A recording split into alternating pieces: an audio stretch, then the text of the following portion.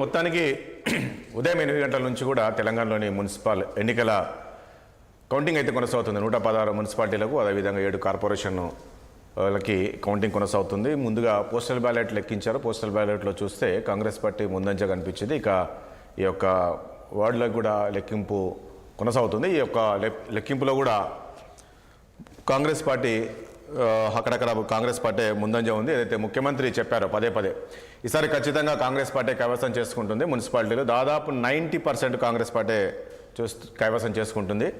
ఇందులో ఎలాంటి డోకా లేదని చాలా కాన్ఫిడెన్స్గా చెప్పారు. సో చెప్పిన విధంగానే ఈరోజు కాంగ్రెస్ పార్టీ ముందంజ ఉన్నట్టు తెలుస్తుంది. ముఖ్యంగా ఈ యొక్క మేడ్చల్ మల్కాజిగిరి విషయానికి వస్తే ఎల్లంపేట మున్సిపాలిటీ ఫలితాల్లో ఒకసారి మనం చూద్దాం. అందులో 10వ వార్డుకు చెందిన బీఆర్ఎస్ అభ్యర్థి శ్రీలత విజయం సాధించింది. అదేవిధంగా 10వ వార్డుకు సంబంధించిన బీఆర్ఎస్ అభ్యర్థి సురేష్ కుమార్ రెడ్డి గెలుపొందారు. అదేవిధంగా మధిర విషయానికి వస్తే డిప్యూటీ సీఎం బట్టి విక్రమార్క అయితే మధిర విషయానికి వస్తే అక్కడ ఖమ్మం జిల్లా మధిర విషయానికి వస్తే అక్కడ మధిర మున్సిపాలిటీలోని ముఖ్యంగా టీడీపీ జెండా ఎగిరింది. అక్కడ ఎక్కడంటే 10వ వార్డులోని టీడీపీ అభ్యర్థి బోడెపూడి రేవతి ఆమె కూడా విజయం సాధించారు. ఇక భువనగిరి విషయానికి వస్తే కూడా యాదాద్రి జిల్లా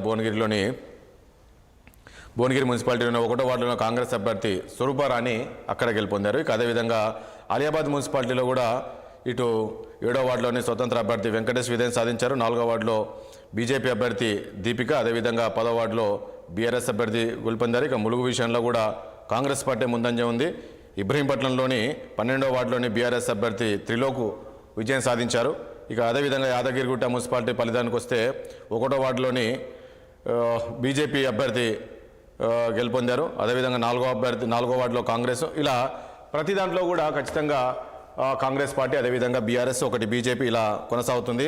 మొత్తానికి ఈ ఫలితాలు మరి ఎలా ఉండబోతున్నాయి ఏంటి, ఎందుకంటే కాంగ్రెస్ పాలన 2 ఏళ్ల పాలనకు సంబంధించి ప్రజలు గట్టి తీర్పు ఇవ్వబోతున్నారని చెప్పేసి పదే కేటీఆర్ హరీష్ రావు చెప్తూ వచ్చారు. ఎందుకంటే ఈ 2 ఏళ్ల పాలనలో కాంగ్రెస్ ఏమీ చేయలేదు, ప్రజలకు ఇచ్చిన హామీలు అమలు చేయట్లేదు. 6 గ్యారెంటీలు కావచ్చు, 420 హామీలు ఇవన్నీ కూడా చేయలేదు. ఈ రకంగా పదే వాళ్ళు చెప్పినప్పటికీ కూడా ముఖ్యమంత్రి అవేమీ పట్టించుకోలేదు. ఆయన సభలు సమావేశాలు ఏర్పాటు చేశారు. ఈ కాంగ్రెస్ ప్రజాపాలనలో ప్రజలు ఖచ్చితంగా తీర్పిస్తారని చెప్పారు. ఎందుకంటే మేము చేస్తాం తప్ప చెయ్యము అని చెప్పిన పనులు చేస్తాం తప్ప ఏదో అడావిడి చేయము, ప్రజలకు ఇచ్చిన హామీలన్నీ కూడా అమలు చేస్తున్నామని చెప్పేసి ముఖ్యమంత్రి చెప్పారు.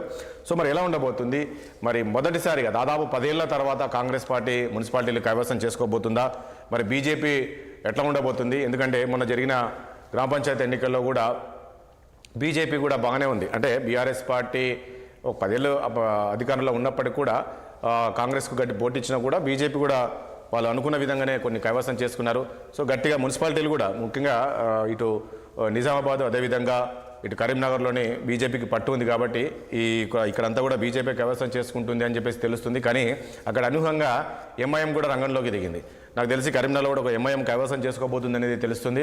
ఎందుకంటే ఇటు కాంగ్రెస్ ఎంఐఎం ఉంది కాబట్టి బీజేపీకి గట్టి పోటీ ఇవ్వడానికి ఎంఐఎం కాంగ్రెస్ కలిసి వెళ్తున్నారు. మరి అక్కడ ఎలా ఉండబోతుంది, నిజంగా వీళ్ళు అన్నట్లు బీజేపీకి గట్టి పోటీ ఇవ్వబోతున్నారా? సో ఇలాంటి అంశాలన్నీ కూడా మనం చర్చిద్దాం. చర్చలో పాల్గొంటున్నారు కాంగ్రెస్ పార్టీ సీనియర్ నాయకులు, అదేవిధంగా టీసాట్ సీఓ వేణుగోపాల్ రెడ్డి గారు మనకు లైవ్లో ఉన్నారు.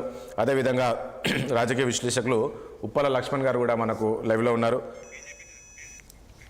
అదేవిధంగా ఇటు బీఆర్ఎస్ పార్టీ సీనియర్ నాయకులు రామూర్తి గారు కూడా మనకు లైవ్లో ఉన్నారు. ముందుగా వేణుగోపాల్ రెడ్డి గారు మీ దగ్గరికి వస్తాం. వేణుగోపాల్ రెడ్డి గారు, ఎట్లా అనిపిస్తుంది ఈ మున్సిపల్ ఎన్నికల్లో చూస్తే ముఖ్యమంత్రి గారు పదే చెప్తున్నట్లుగా ఖచ్చితంగా ఈసారి కాంగ్రెస్ పార్టీ హవా కొనసాగుతుంది అనేది అయితే చెప్పారు. ఈ ఎగ్జిట్ పోల్స్ ఇవన్నీ చూస్తే ఎట్లా అనిపించింది? ఖచ్చితంగా మీరు కూడా కాన్ఫిడెన్స్గా మనం డిస్కస్ చేసుకున్నప్పుడు అన్నారు, ఎవరు ఎన్ని చెప్పినా ప్రజలు నమ్మే పరిస్థితి లేదు. ఎందుకంటే కాంగ్రెస్ పాలనకు ప్రజలు బ్రహ్మరథం పట్టారు. మనం గ్రామ పంచాయతీ ఎన్నికల్లో చూసాం కదా ఏ రకంగా కాంగ్రెస్ పార్టీకి అంటే అది గుర్తు మీద లేకుండా కూడా కాంగ్రెస్ బలపరిచిన అభ్యర్థులు ఏ రకంగా గెలిచారనేది. సో ఈ మున్సిపాలిటీలు కూడా ఆ రకంగానే ఉంటుందా? గుడ్ మార్నింగ్ రాజేష్ గారు, మీకు అదేవిధంగా ప్యానల్లో ఉన్న పెద్దలకు, ప్రేక్షకులకు. సో ఇలా మున్సిపల్ సంబంధించి 7 కార్పొరేషన్ సంబంధించిన ఫలితాలు వెలువడుతున్నాయి.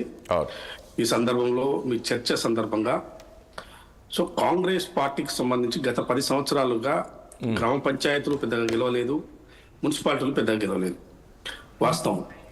సో కాకపోతే మా ఉనికిని చాటుకున్నది గత 10 సంవత్సరాలుగా. కానీ ఇవాళ మొట్టమొదటిసారిగా 10 సంవత్సరాల తర్వాత మున్సిపాలిటీలో కాంగ్రెస్ పార్టీ అభ్యర్థులు పెద్ద ఎత్తున గెలుస్తున్నారు. కాబట్టి ఇప్పటి వరకు ఈ 2 సంవత్సరాల్లో ప్రభుత్వం మున్సిపాలిటీలో పెద్ద ఎత్తున అభివృద్ధి కార్యక్రమాలు చేపట్టింది. ఇప్పుడు కొత్తగా వస్తున్న మున్సిపాలిటీ చైర్మన్లు కానీ, కౌన్సిలర్స్ కానీ, కార్పొరేటర్స్ కానీ వీళ్ళందరూ కూడా వచ్చిన తర్వాత ఈ మున్సిపాలిటీలు మరింత వేగంగా అభివృద్ధి చెందుతాయి. సో కోఆర్డినేషన్ ఉంటుంది, అంటే ఎటువంటి ఇబ్బందులు కూడా ఉండవు. అయితే ఇవాళ ఈ ఫలితాలు ఎట్లా వస్తున్నాయంటే దాదాపుగా మేము 80% వరకు విజయం సాధించే అవకాశాలు స్పష్టంగా ఇప్పుడు వస్తున్న ఫలితాలను బట్టి మనకు అర్థమవుతుంది. సో కార్పొరేషన్లకు సంబంధించిన చైర్మన్లు కానీ, మున్సిపల్ చైర్మన్ కానీ అది 85 దాకా కూడా పోయే అవకాశం ఉన్నది. సో పూర్తిగా 100% లేకపోతే వాళ్ళకి 0 రావాలని ఈ ప్రభుత్వం కానీ ఈ పార్టీ కానీ ఎప్పుడు పోదు. ప్రతిపక్షం ఉండాలనే కోరుకుంటాం, ప్రతిపక్షం పూర్తిగా లేకుండా పోవాలనే. ఇప్పుడు వేణుగోపాల్ రెడ్డి గారు మీరు అన్నట్లు స్పష్టంగా పార్టీ కాదు, అటువంటి వ్యక్తులు కానీ అటువంటి నాయకులు కానీ ఈ పార్టీలో ఎవరు ఆలోచించరు.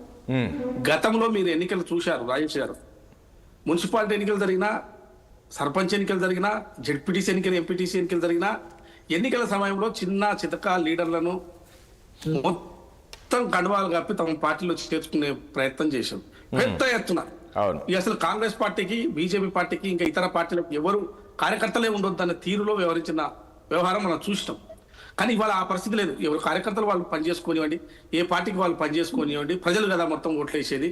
కార్యకర్తలు భాగస్వాములే, కానీ కార్యకర్తలు ప్రజలను మోటివేషన్ చేసి, అవేర్నెస్ చేసి మా ప్రభుత్వం లేకుంటే మా పార్టీ అని ఏ పార్టీకి ఆ పార్టీ ప్రయత్నం చేస్తుంటారు. కానీ అట్లా ఎవరిని పెద్ద ఎత్తున చేర్చుకునే ప్రయత్నం చేయలేదు. ఎవరు కార్యకర్తలు వాళ్ళు పనిచేసుకునే విధంగా కాంగ్రెస్ పార్టీ కార్యకర్తలు పట్టుకొమ్మల్లా ఇవాళ పట్టణాల్లో పనిచేసి మొత్తం మీద పెద్ద ఎత్తున ఇలా ఫలితాలు వస్తున్నాయి, చూస్తున్నాం. వరుసగా ఫలితాలు చూస్తుంటే ఆల్మోస్ట్ మనం అనుకున్న ఎగ్జిట్ పోల్స్ కన్నా కూడా ఎక్కువనే కొంత ఫలితాలు బాగానే వస్తున్నాయి. 80% వరకు రీచ్ అయ్యే అవకాశాలు స్పష్టంగా డివిజన్లు కానీ, కార్పొరేటర్స్ కానీ అవకాశాలు స్పష్టంగా కనపడుతున్నాయి. వేణుగోపాల్ రెడ్డి గారు, సో ఇదంతా కూడా కారణం ఏంటి అంటే ఈ ప్రభుత్వము, ప్రజా ప్రభుత్వము ఎక్కడ కూడా ఎవరిని ఇబ్బంది పెట్టిన దాఖలాలు లేవు. స్వేచ్ఛగా, అంటే నేను తెలంగాణలో మనకు స్వేచ్ఛ కరువైంది గత 10 సంవత్సరాలుగా.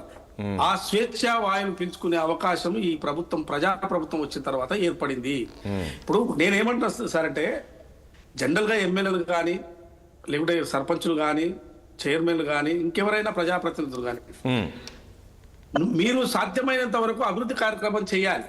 కానీ అభివృద్ధి కార్యక్రమాలు చేయకపోగా ప్రజలను అక్కడక్కడ ఇబ్బందులు పెట్టే కార్యక్రమాలు ఉంటాయి వ్యక్తిగతంగా. ఆ పని చేయకూడదు ఎప్పుడైనా. కానీ ఆ పని ఇవాళ కాంగ్రెస్ ప్రభుత్వం కానీ, కాంగ్రెస్ పార్టీలో ఉన్న ఎమ్మెల్యేలు కానీ, ప్రజాప్రతినిధులు కానీ చేయట్లేదు. గతంలో జరిగిన ఈ సంఘటనలు జరిగినాయి. సో ఇవాళ మున్సిపాలిటీ ఫలితాలు చూస్తుంటే ప్రజాప్రభుత్వానికి పట్టం కడుతున్నారు. సో దీని ఏదో గెలుపుగా కాదు, ఇది బాధ్యతగా చూడాల్సిందే. మేము ప్రభుత్వం ఒక బాధ్యతగా చూస్తుంది, బాధ్యత. ఎందుకంటే ఇవాళ మనకు సర్పంచ్ ఎన్నికల్లో మంచి మెజార్టీ ఇచ్చారు, మున్సిపాలిటీ ఎన్నికల్లో మంచి మెజార్టీ ఇచ్చారు. ఈ బాధ్యతను మేము నిలబెట్టుకునే బాధ్యత మా పైన ఉన్నది. రేపు ఎమ్మెల్యే ఎలక్షన్ దాకా నిలబెట్టుకోవాలి, మరోసారి గెలవడానికి ప్రయత్నం చేయాలి. ఒకటి వేణు గారు, ఒక పాయింట్ ఇక్కడ. ఇప్పుడు మీరు అంటున్నారు 10 ఏళ్ళ, ఇది వేణు గారు నా వాయిస్ వినపడుతుందా? వినండి సార్, ఇది మోరల్ సపోర్ట్. ప్రభుత్వం నడుస్తున్న క్రమంలో ప్రభుత్వానికి మోరల్ సపోర్ట్ గా ఇలా ప్రజలు నిలబడుతున్నారు. మేము అవకాశాన్ని నిలబెట్టుకుంటాము. ఇంత మాత్రాన పొంగిపోయేది లేదు, కింద పడేది లేదు. సో కాబట్టి ఇవాళ ఆ బాధ్యతలు నెరవేర్చేందుకు ఈ ఫలితాలు పార్టీకి, ప్రభుత్వానికి ఇది సపోర్ట్ గా మేము భావిస్తున్నాము. కాదు, మీరు అంటున్నారు ఈ 10 ఏళ్ళు తర్వాత కాంగ్రెస్ పార్టీ మున్సిపల్ కైవసం చేసుకోబోతుంది. ఎందుకంటే ఈ 10 ఏళ్ళలో ఏం జరిగిందంటే ఒక స్వేచ్ఛ లేదు. ఈరోజు ఒక స్వేచ్ఛ వాయిలో ఓటర్లు ఓటు హక్కు వినియోగించుకున్నారు, స్వేచ్ఛగా ఉన్నారు అంటున్నారు. కానీ మనం చూసాం నిన్న మొన్న కేంద్ర మంత్రి కిషన్ రెడ్డి మాట్లాడిన విషయాలు కావచ్చు, అదే బీఆర్ఎస్ పార్టీ నేతలు కావచ్చు, ఒక దోపిడీకి పాల్పడ్డారు. అంటే అక్కడ ఓటర్లు, దోపిడీ మీన్స్ అంటే వేరే కాదు, అంటే అక్కడ దౌర్జన్యము, ఆ ఓటర్ భయపెట్టడం ప్రయత్నం చేశారు, బూతుల దగ్గరనే డబ్బులు పంచారు. కనీసం చూస్తూ ఊరుకుండిపోయారు. అసలు ఎన్నికల కమిషన్ ఉందా లేదా అనేది ఒక క్వశ్చన్ చేశారు. అసలు పోలీసులు ఉన్నారా లేదా అనేది కూడా క్వశ్చన్ చేశారు. దీనికి ఏం చెప్తారు? ఇప్పుడు రాజేష్ గారు, ఇక్కడ ప్రజలు విజ్ఞులు. ఫస్ట్ ఆఫ్ ఆల్ వీళ్ళు చెప్తున్నది ఏంటంటే ఓటర్లకు మర్యాద ఇచ్చేది నేర్చుకోమని చెప్పండి ఆయా రాజకీయ పార్టీలకు. ఫస్ట్ ఆఫ్ ఆల్ ఎందుకు చెప్తున్నానంటే, ఎక్కడైనా దౌర్జన్యం చేస్తే ప్రజలు దాన్ని ఎవరు ఊరుకోరు, ఎదురు తిరుగుతారు. దౌర్జన్యం చేస్తే ఎప్పుడు కానీ ఎన్నికల్లో గెలవలేదు. మా డబ్బులే పంచితే ఎన్నికల్లో గెలవలేరు. వాస్తవాన్ని చెప్పాలంటే డబ్బుల పంపిణీనే మనం చూసుకుంటే 2023లో బీఆర్ఎస్ పార్టీ ఎమ్మెల్యే ఎలక్షన్స్ లో పంచిన డబ్బు ఏ రాజకీయ పార్టీ కూడా పంచలేదు దేశంలో. అయినా వాళ్ళకి ఏమైనా విజయం సాధించారండి? ఒకటి, ఏ డబ్బులు పంపిణీ చేసినా ఏ మందు పంపిణీ చేసినా ప్రజలు విజ్ఞులు, ఓటు ఎక్కడ వేయాలో ఏ టైంలో ఎక్కడ వేయాలో చేయలే. వాళ్ళు 10 ఏళ్ళు అవకాశం ఇచ్చిరని మేమే చెప్తున్నాం కదా. మరి 23 తర్వాత వాళ్ళు ఎందుకు అవకాశం వేయలేదు? సో ప్రజలు ఎవరికి ఆత్మసాక్షిగా ఎవరికి ఓటు వేయాలనో అందులోకి ఓటు వేస్తారు. అక్కడ ఉన్న పార్టీని చూస్తారు, ఎమ్మెల్యేని చూస్తారు, అభ్యర్థిని చూస్తారు. ఇట్లా 3 రకాలుగా చూసి పార్టీకి ఓటు వేస్తారు. సో ఇవాళ వస్తున్న మున్సిపాలిటీకి సంబంధించి ప్రజాప్రభుత్వం పాలన ఎట్లా చేస్తున్నది, అక్కడ ఉన్న ఎమ్మెల్యే ఎట్లా ఉన్నాడు, వీళ్ళు పెట్టిన అభ్యర్థి ఎట్లున్నాడు, ఇవన్నీ బేరేజ్ వేసుకొని అభ్యర్థికి ఓటు వేస్తారు. ఇది అన్ని మన ఊరికేనే డబ్బులు పంపిణీ చేసిరు, బూతుల కాడ మంచి అంటే వీళ్ళంతా ఓటర్లను అవమానించే విధంగా మాట్లాడుతున్నారు. దయచేసి ఇది మాట్లాడకండి, మీరు మాట్లాడకండి. డబ్బులు వీళ్ళేమో పోనీ నేను ఎగ్జాంపుల్ చెప్తానండి. వీళ్ళేమంతా పతీతులా అండి? వీళ్ళేమన్నా ఎవరికి డబ్బులు పంచలేదా? అక్కడ లోకల్ గా ఏం జరుగుతున్నది, ఎట్లా జరుగుతుంది, ఎన్నికలు ఎట్లా నడవాలనో అట్లా నడుస్తూనే ఉన్నాయి కదా. సో కాబట్టి ప్రజాస్వామ్యబద్ధంగా ఎన్నికలు జరిగినాయి. ఆ ఎన్నికల్లో ప్రజలు మంచి స్వేచ్ఛగా ఓటు వినియోగించుకున్నారు. ఎక్కడో చిన్న సంఘటనలు జరిగినా ఎక్కడ కూడా రీపోలింగ్ జరగలేదు. రీపోలింగ్ జరిగే పరిస్థితిని ఈ రాష్ట్రంలో ఎక్కడ ఒక్క బూత్ లో కూడా రాలేదు. ఇన్ని బూతులు ఇంత ఎన్నికలు జరుగుతున్న సందర్భంలో ఒక్కటి కూడా రీపోలింగ్ జరగలేదు. అంటే ఎంత స్వేచ్ఛగా ఎన్నికలు జరిగినాయి అనేది మనకు స్పష్టంగా ఈ ఎన్నికల విధానంలో మనకు అర్థమైనది. మీరు అన్నట్లు కాదు వేణుగోపాల్ రెడ్డి గారు, మీరు అన్నట్లు రీపోలింగ్ కారణాలు చెప్పాలండి. ఆ కారణాలు ఏం చెప్పాలి? ఇవి చెప్పాలి. ఇవేం చెప్పాలి? మా అంతా కూడా డబ్బులు పంచిర్రు, మద్యం పంచిర్రు, పోలీసులు అది చేసిర్రు, బూతుల కాడ ప్రచారం చేసిర్రు. ఇవి కారణాలు. ఇవి కారణాలు చెప్తే ప్రజలు విశ్వసించలేరు. మీకు వేసిన ప్రజలు మొత్తం 100 ఓట్లు కాంగ్రెస్కి ఏమీ వేయలేదు. 100 ఏమీ లేదు. మాకు 65 ఓట్లు వేస్తే మీకు కూడా 30, 15 ఓట్లు పడ్డాయి. కానీ మీకు వేసిన ఓటర్స్ కూడా మీరు అవమానించినట్టు ఇట్లా మాట్లాడితే ఇప్పుడు మీకు కూడా ఎంత పర్సెంటేజ్ వరకు బీజేపీకో 15%, లేకుంటే బీఆర్ఎస్ కో 26, 27% ఇట్లా వస్తే మీ ఓటర్లను కూడా మీరు అవమానించినట్టు. వాళ్ళు కూడా డబ్బులు తీసుకొని మద్యం తీసుకొని మీకు ఓట్లు వేశారా? చెప్పండి. ఇది భావదారిద్ర్యం. ఇట్లా మాట్లాడదు. మీరు ఏదైనా ఉంటే ఒకవేళ మీరు క్యాంపెయిన్ చేసుకునే అవకాశం ఇచ్చారు, అంతా ఇచ్చారు, ఇవన్నీ జరిగినాయి కదా. ఎందుకు ఇట్లా మాట్లాడడం? ఇప్పుడు వీళ్ళు ఇంకా ఏం మాట్లాడలేదు. నిన్న నుంచి వాళ్ళ నుంచి మొత్తం మీటింగ్లలో మాట్లాడుతున్నారు, వింటున్నాం. సో అది సరి అయిన వారు చెప్పడం కరెక్ట్ కాదు. ఒక రెస్పాన్సిబిలిటీగా లేరు. మీరు అపోజిషన్ మీకు ఇప్పుడున్న సీట్ ఎన్ని ఉన్నాయో గట్టనే వచ్చినాయి అనుకోండి లోకల్లో. కానీ ఊకనే ఓటమి చూస్తున్న సందర్భంలో మీరు దుర్మార్గులు, మీరు మొత్తం చేసిరు, అరాచకం చేసిరు, దౌర్జన్యం చేసిరు అనేది ఇది కరెక్ట్ కాదు. ఓకే, కానీ ఒకటి వేణుగోపాల్ రెడ్డి ఒక పాయింట్ చెప్పండి. ఈరోజు మీరు అంటున్నట్లు కాంగ్రెస్ 80% వరకు కాంగ్రెస్ పార్టీ కైవసం చేసుకుంటుందని మీరు అన్నప్పుడు ఇక్కడ ఈ 80% ఓటర్స్ కాంగ్రెస్ వైపు ఉన్నారంటే ఇక్కడ మనం ముఖ్యమంత్రి రేవంత్ రెడ్డిని చూడాలా, లేదు అంటే అక్కడ స్థానికంగా ఉన్న అభ్యర్థిని చూడాలి? ప్లీజ్ నన్ను క్వశ్చన్ కంటిన్యూ చేయండి ప్లీజ్. వార్డులు, కౌన్సిలర్స్, చైర్మన్లు 80% ఓట్ పర్సెంటేజ్ ఒక పార్టీకి, రాజకీయ పార్టీకి పడడం కష్టం. అదేం పడవు అట్లా. 55, 52, 53 లేకుంటే మా మ్యాక్సిమం పోతే 60 వరకు పోతాయి. సరే, నేనేమంటున్నా, సరే మీరు అన్నట్లు 60, 70 అనుకున్నా కూడా మీరు 10 ఏళ్ళుగా కాంగ్రెస్ పార్టీకి ఒక మున్సిపాలిటీ, ఈరోజు ఈ మున్సిపాలిటీలు ఇన్ని కైవసం చేసుకుంటున్నారంటే అక్కడ మన ముఖ్యమంత్రి రేవంత్ రెడ్డి మార్క్ అనుకోవాలా, లేదు అంటే మీ యొక్క కాంగ్రెస్ పాలన, లేక అక్కడ ఉన్న అభ్యర్థి చూసి ఓట్లు వేశారు ప్రజలు అనుకోవచ్చా? నేను అదే చెప్పాను సార్, ముందే చెప్పాను. ప్రజాప్రభుత్వము పాలన, ముఖ్యమంత్రి గారి యొక్క పాలనా తీరును అబ్జర్వ్ చేస్తారు. మంత్రులు ఎట్లా ఉన్నారు, ఎమ్మెల్యేలు ఎట్లా ఉన్నారు, ఎంపీలు ఎట్లా ఉన్నారు, వీళ్ళు పెట్టిన అభ్యర్థి ఎట్లా ఉన్నాడు, ఇవన్నీ కూడా బేరీజ్ వేసుకుని ఓటు వేస్తారు. ఇవాళ మాకేంటంటే ప్రభుత్వం నడుస్తున్న సందర్భంలో ప్రభుత్వానికి వ్యతిరేకంగా తీర్పు రావటం లేదు. ప్రభుత్వానికి వ్యతిరేకంగా తీర్పు వస్తే మాకు కొంత ఈ పాలన ప్రజలు సమర్థించట్లేదేమో, కొంత మేము ఏదో సెటరైట్ చేసుకో, అయినప్పటికీ ఫలితాలు వచ్చినప్పుడు కూడా, అనుకూలంగా వచ్చినప్పుడు కూడా ఏమైనా ఉంటే సెటరైట్ చేసుకోవాల్సిన బాధ్యత మా పైన ఉంటుంది. సో 100% ఫలితాలు మన వైపు ఉన్నప్పుడు ఓకే అంతా బాగుంది అనుకుంటాం. కానీ 80% వచ్చినా 20% కోసం కూడా మేము ఏదో ప్రయత్నం చేయాలనే ఆలోచన మాత్రమే ప్రభుత్వం చేస్తుంది. Right, okay. రామూర్తి గారు ఉన్నారా మీరు? రామూర్తి గారు, రామూర్తి గారు పిసిఆర్ ఫ్రేమ్లో పెట్టండి గెస్ట్లు అందరినీ.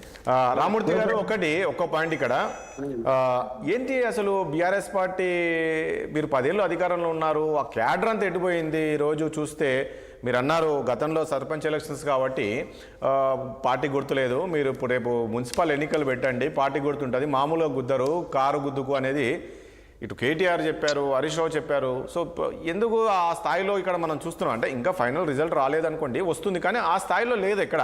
మనం పోస్టల్ బ్యాలెట్లు చూసినా కాంగ్రెస్ పార్టీ ముందంజ ఉంది. సో ఇప్పుడు ఈ మున్సిపల్ అభ్యర్థుల వార్డు మెంబర్లు చూసినా కాంగ్రెస్ ముందంజ ఉంది. ఎందుకు ప్రజలు బీఆర్ఎస్ పార్టీ చెప్పే మాటలు నమ్మట్లేదు అనుకోవాలా, లేక 10 ఏళ్ళు వీళ్ళే అధికారులు ఉన్నారు కదా ఇంకేం చూద్దాం ఇంకా ఏదో మాటలు చెప్తున్నారు కదా ఎందుకులే అనేది విధంగా ఉన్నారా, ఎట్లా చూడాలి? లేక ఇందిరమ్మ పాలన చాలా ఇప్పుడు ఇంతకుముందు వేణుగోపాల్ రెడ్డి గారు చెప్పారు చాలా స్వేచ్ఛావాయుగా ఓట్లు వేసుకున్నారు, గతంలో ఈ స్థాయిలో ఉండేది కాదు అని. మీరు చెప్పేది మీ క్వశ్చన్ ఆన్సర్ చెప్తాను, మిత్రుడు కూడా మాట్లాడడం దానికి ప్రతి దానికి నేను జవాబు చెప్తాను. మనకు రెండోసారి 2018లో ఎన్నికలు 18-19లో ఎన్నికలు జరిగిన తర్వాత రెండోసారి గవర్నమెంట్ బీఆర్ఎస్ పార్టీ వచ్చిన తర్వాత 2020లో మళ్ళీ మున్సిపల్ ఎన్నికలు జరిగినాయి. 120 మున్సిపాలిటీలకు 112 మున్సిపాలిటీలు బీఆర్ఎస్ పార్టీ కైవసం చేసుకున్నది. 9 కార్పొరేషన్లకు 9 కార్పొరేషన్లు బీఆర్ఎస్ పార్టీ కైవసం చేసుకున్నది. వేణుగోపాల్ రెడ్డి గారు అంటున్నారు కదా మా ప్రజా ప్రభుత్వం మరి బ్రహ్మాండమైన పాలనని, ఊకదంపుడు వ్యవహారాల మాటలు చాలా చెప్పారు కదా. మీకు నిజంగా మీది గొప్ప పరిపాలన అయితే సేమ్ మాకు లాగానైనా మేము అధికారంలో ఉన్నప్పుడు 120కి 112 మున్సిపాలిటీలు గెలిచాము. దమ్ముంటే ఒక్కటన్నా ఎక్కువ గెలిచి చూపెట్టండి. 9 కార్పొరేషన్ ఇవాళ 7 కార్పొరేషన్లకు ఓట్లు జరిగినాయి. 7టిని కంటే 7 కూడా గెలుచుకోని పరిస్థితి మీకు రావాలి. కానీ ఆ పరిస్థితి ఉందా? ఆ పరిస్థితి ఈ రాష్ట్రంలో లేదు. మీరు ఒక్కటి కూడా గెలవదన్న కాడ 4000 సర్పంచులు గెలిచాము. ఒక్కటి కూడా గెలవదన్న కాడ దాదాపు 40% నుంచి అంటే 40 నుండి 50 మున్సిపాలిటీలు గెలవబోతున్నాం మేము. అంటే 116లో 50 పైగా బీఆర్ఎస్ పార్టీ గెలుస్తుందా? 100%. నేను మిత్రుడు అంటున్నాడు అసలు ఎక్కడ కంప్లైంట్ జరిగినాయి, ఎక్కడ ఇబ్బంది జరిగింది. నేనే ఎన్నికల కమిషన్ కు 4 సార్లు పోయానండి. బీఆర్ఎస్ పార్టీ తరఫున ఎన్నికల కమిషన్ దగ్గరికి 4 సార్లు పోయి 4 సార్లు రిప్రజెంటేషన్ ఇచ్చినాం. ఇగో ఇంత అక్రమాలు జరుగుతున్నాయి, ఇంత అవినీతి జరుగుతుంది, ఇగో ఇంత మందు పంపిణీ జరుగుతుంది, ఇగో ఇంత డబ్బు పంపిణీ జరుగుతుంది, ఇంత ప్రలోభాలు పెడుతున్నారు, ఇట్లా భయపెడుతున్నారు, ఇగో ఇట్లా కిడ్నాప్ చేస్తున్నారని వరుసగా విత్ వీడియోలతో ఆడియోలతో ఫోటోలతో సహా మేము ఇచ్చాము. వేణుగోపాల్ రెడ్డికో మరి కళ్ళు లేదు కబోది లాగా ఏదో మాట్లాడుతున్నాడు, అధికార పార్టీని ఏదో దక్కించు మాట్లాడుకోండి. కానీ వాస్తవాలు ఏం అడిగి మీరు అసలు ఏం అడిగి ఓట్లకు ఏం చూపెట్టి మీరు ఓట్లకు పోయారో కూడా చెప్పాలా. మీరు ఏం చేశారని కూడా ఓట్లకు పోయారు, ఏమన్నా చేసినా. కానీ ఒకటి రామూర్తి గారు ఒక పాయింట్ ఇక్కడ నేను ఒక మాట్లాడతాను. రామూర్తి గారు ఏదైనా కూడా ఈసారి సరే నేను అట్లని కాదు, ఎక్కడ కూడా రీకౌంటింగ్ జరగడం అన్నదో లేకుండా పోలింగ్ ఆపడం ఎక్కడ చాలా ప్రశాంతంగా అక్కడెక్కడ బూతుల దగ్గర మనం సర్వసాధారణంగా జరుగుతూ ఉంటుందండి. ఎక్కడైనా ప్రతి ఎన్నికలు అయినప్పుడు ఏదో కార్యకర్తలు కొట్లాడుతుంటారు, కానీ అప్పటికే పోలీసులు ఎంటర్ అవ్వడం వాళ్ళని ఎక్కడ చెదరగొట్టి పంపించడం తప్ప ఎక్కడ కూడా పోలింగ్ ఆగడము అవన్నీ ఎక్కడ జరగలేదు కదా ఈ రోజు వరకు. సరే మక్తల్ దగ్గర అభ్యర్థి ఒకరు ఆత్మహత్య చేసుకున్నారు, అది ఉండాలి వ్యక్తిగతంగా అని చెప్పేసి చెప్పారు. నేను అదే అంటున్నా, 90% మేము గెలిచి చూపెట్టాము మా గవర్నమెంట్ లో. మీకు దమ్ముంటే మీ పరిపాలన గొప్పదైతే అలా గెలిచి చూపెట్టండి. ఎవరైనా స్థానిక ఎన్నికలలో ఖచ్చితంగా గవర్నమెంట్ ఉన్న పార్టీకి ఓటేయాలనుకుంటారు, కానీ అట్లా కూడా వేసే పరిస్థితి మీకు లేదు. మీకు క్లియర్ గా తొడపాశం పెట్టారు సర్పంచ్ ఎన్నికల్లో. ఇప్పుడు లాగి గూబ మీద కొట్టడానికి రెడీగా ఉన్నారు. రేపు తుప్పుకున్న మీ మొహాల మీద ముమ్మేయడానికి ప్రజలు సిద్ధంగా ఉన్నారు. ఒక్క పథకానైనా మీరు అమలు చేసిండ్రా? అరే ముసలాళ్లకు 4000 రూపాయల పెన్షన్ ఇవ్వలేని బతుకులు మీరు వల్ల మాట్లాడుతారు. కాదండి, ఎందుకు లేదు కాదు రామూర్తి గారు మీరు కాదు రామూర్తి గారు మీరు ఒక పాయింట్ మీరు మరీ సరే రామూర్తి గారు ఒక పాయింట్ నేను ఒక మాట మీరు మరీ అధ్వానంగా మాట్లాడుతున్నారు. ప్లీజ్ ఒక నిమిషం. ఏం చూపెట్టి ఈ 2 సంవత్సరాలలో మేము ఈ అభివృద్ధి చేసినాం, కేసీఆర్ గారి కంటే ఈ మంచి చేసినాం అని ఒక్కటన్నా చూపెట్టి ఓట్లాడి ఏ ఊరు పోదామో పదం పండి. రామూర్తి గారు మీరు జరిగిన రామూర్తి గారు అంటే ఇవి కనపడట్లేదా మీకు? ఒకటి రామూర్తి గారు మాటలు చెప్పడం, దయచేసి మధ్య పెట్టడం, ఇబ్బంది పెట్టడం చూశాం. ఒక టీపీసీసీ వర్కింగ్ ప్రెసిడెంటే బండబూతులు పోలీసులను కూడా తిడుతున్నాడు. అటు అరవింద్ గారు ఎంపీ గారు కొట్టుకుంటూ తీసుకురండి, పోలీసుల యొక్క రెప్యుటేషన్ మొత్తం దెబ్బతీస్తున్నారు. అటుపక్క బెదిరిస్తున్నారు, ప్రజల్ని బెదిరిస్తున్నారు, మభ్య పెడుతున్నారు. డబ్బుల పంపిణీ మీరే చూశారు కదా. రామూర్తి గారు మీరు కాదు ఇవన్నీ మీకు కనబడట్లేదా? రామూర్తి గారు ఒక విషయం అడుగుతాను, ఇవన్నీ మీకు కనబడట్లేదా? కాంగ్రెస్ పార్టీ ఓటేయకుండా మీ అంత చూస్తా అనే స్థాయికి వచ్చిండ్రు. ఆ వీడియో ఆడియో అంతా పంపినాం. మరి ఇవేమో మేము చేయలేదు, మేము శుద్ధ పూసలం మేము అని చెప్పడం కొంచెం మాట్లాడేటప్పుడు ఒక డిబేట్కి వచ్చినప్పుడు ఎదుటోళ్ళు కూడా మాట్లాడతారు, వాళ్ళకు కూడా అన్ని ఆధారాలు ఉంటాయి. ఎవరండి రౌడీలు? హైదరాబాద్ రౌడీలను తీసుకొని పోయి సంగారెడ్డిలో ఏం పని అని జగ్గారెడ్డికి మేము ఇచ్చాం కదా నిన్ననే డీజీపీకి. రౌడీలను తీసుకుపోయి బెదిరిస్తారా?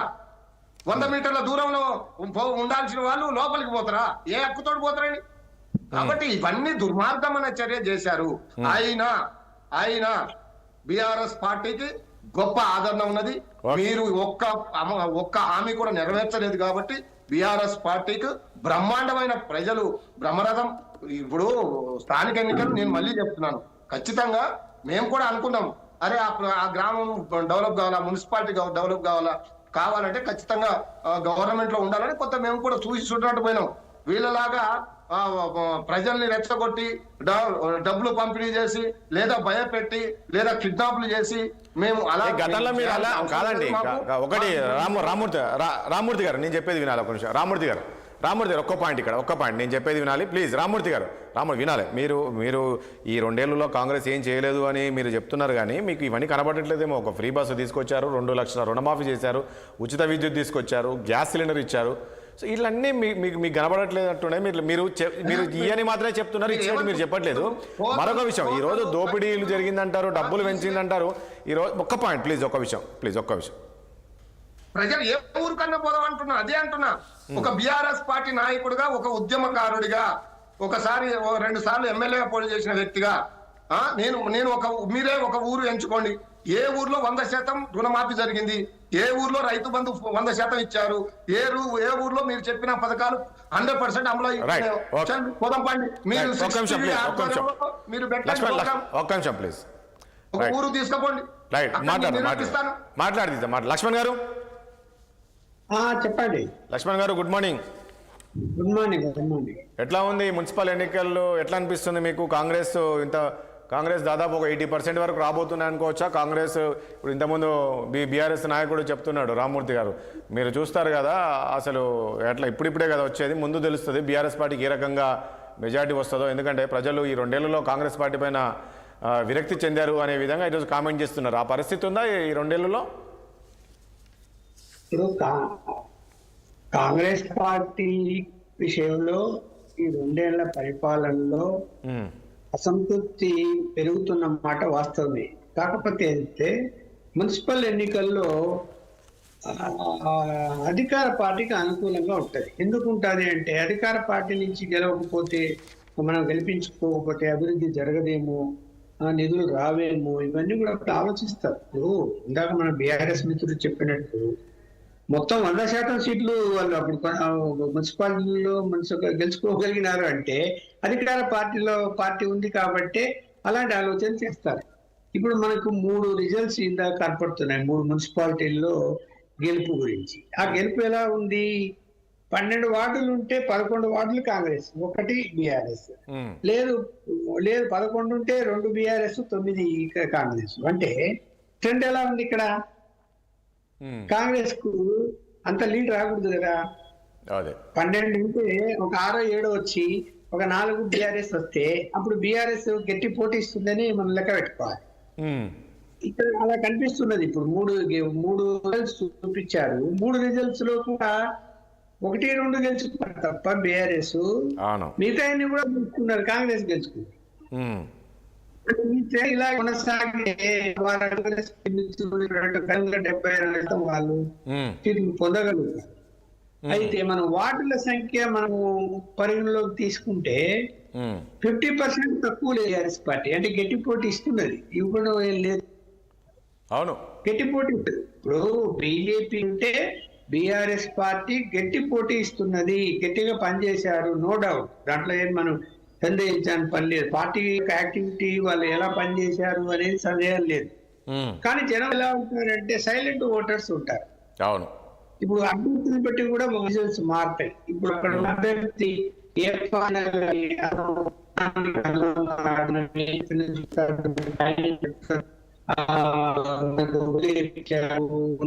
ఇలాంటివన్నీ కూడా ఆలోచించి ఒకటి ఇండిపెండెంట్ కూడా 2-3 వచ్చారు. ఎలా గెలిచారు మరి?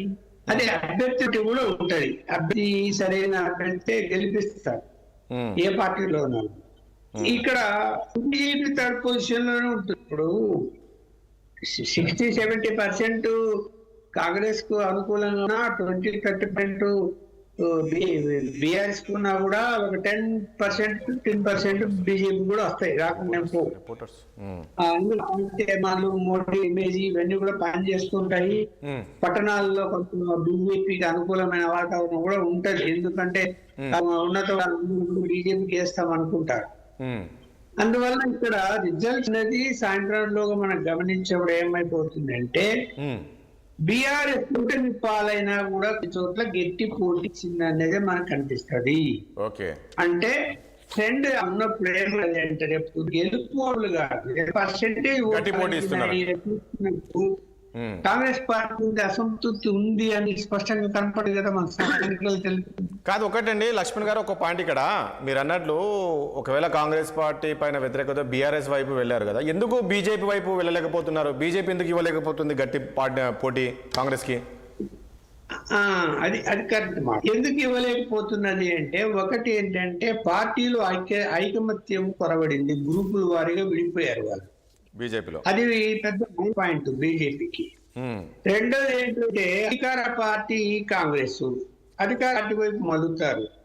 ఇప్పుడు అది చూడండి, అసెంబ్లీ ఎన్నికలు 8 అసెంబ్లీలు వచ్చిన బీజేపీకి పార్లమెంట్ వచ్చేసరి 8 పార్లమెంట్ ఎలా గెలిచారు?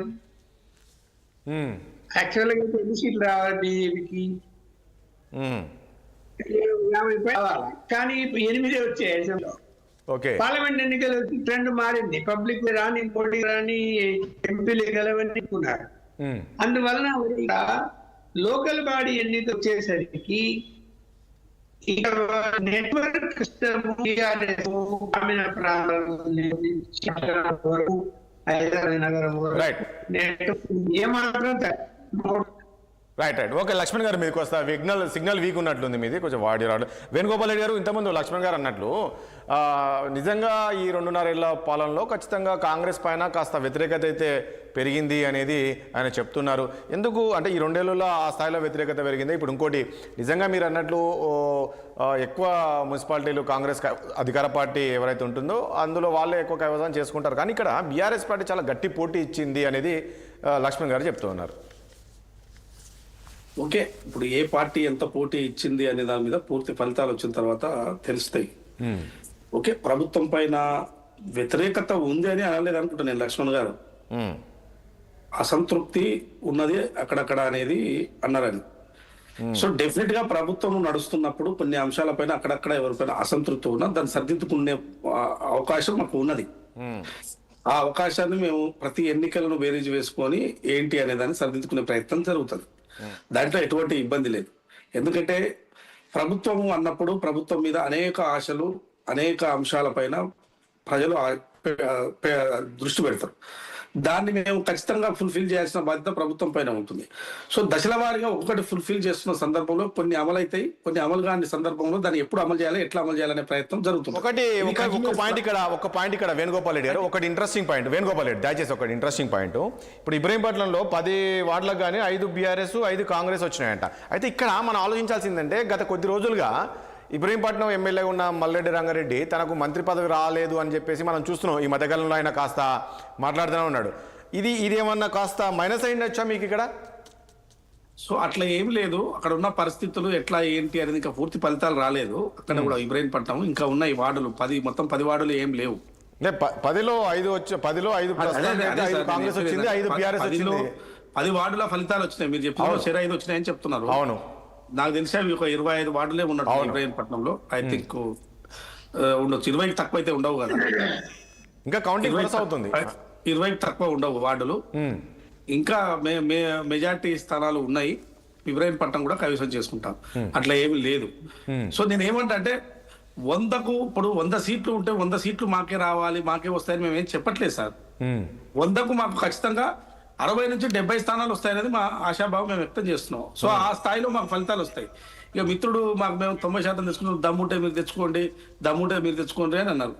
మాకు ఇప్పుడు మేము ఆ దమ్ముతో పని లేదు. మాకు మేము అంత పోటీ 100కు 100 మేము అవతల వాళ్ళు ఎవరు ఉండకూడదు, మిగలకూడదు అనే ఆలోచన కూడా ఈ ప్రభుత్వానికి, ఈ పార్టీకి కానీ లేదండి. వేణుగోపాల్ రెడ్డి గారు, వేణుగోపాల్ రెడ్డి గారు, ఒక పాయింట్ ఇక్కడ మీరు 100కు 100 రావని కాదు. ఇప్పుడు 100లో సపోజ్ 80% అనే ఖచ్చితంగా గతంలో మనం బీఆర్ఎస్ పార్టీ చూసాం. 10 ఏళ్ళు ఉన్నప్పుడు ఎన్ని వచ్చినాయండి అధికార పార్టీకి? మీరు చెప్పండి. గతంలో ఉన్నప్పుడు దాదాపు 80-85% వచ్చింది సార్, వచ్చాయి. అంటే మీరు 50% 60% అంటే దాని అర్థమైంది అంటే మీలో కాన్ఫిడెన్స్ అన్నగిలుతుంది అనుకోవాలా ఎట్లా?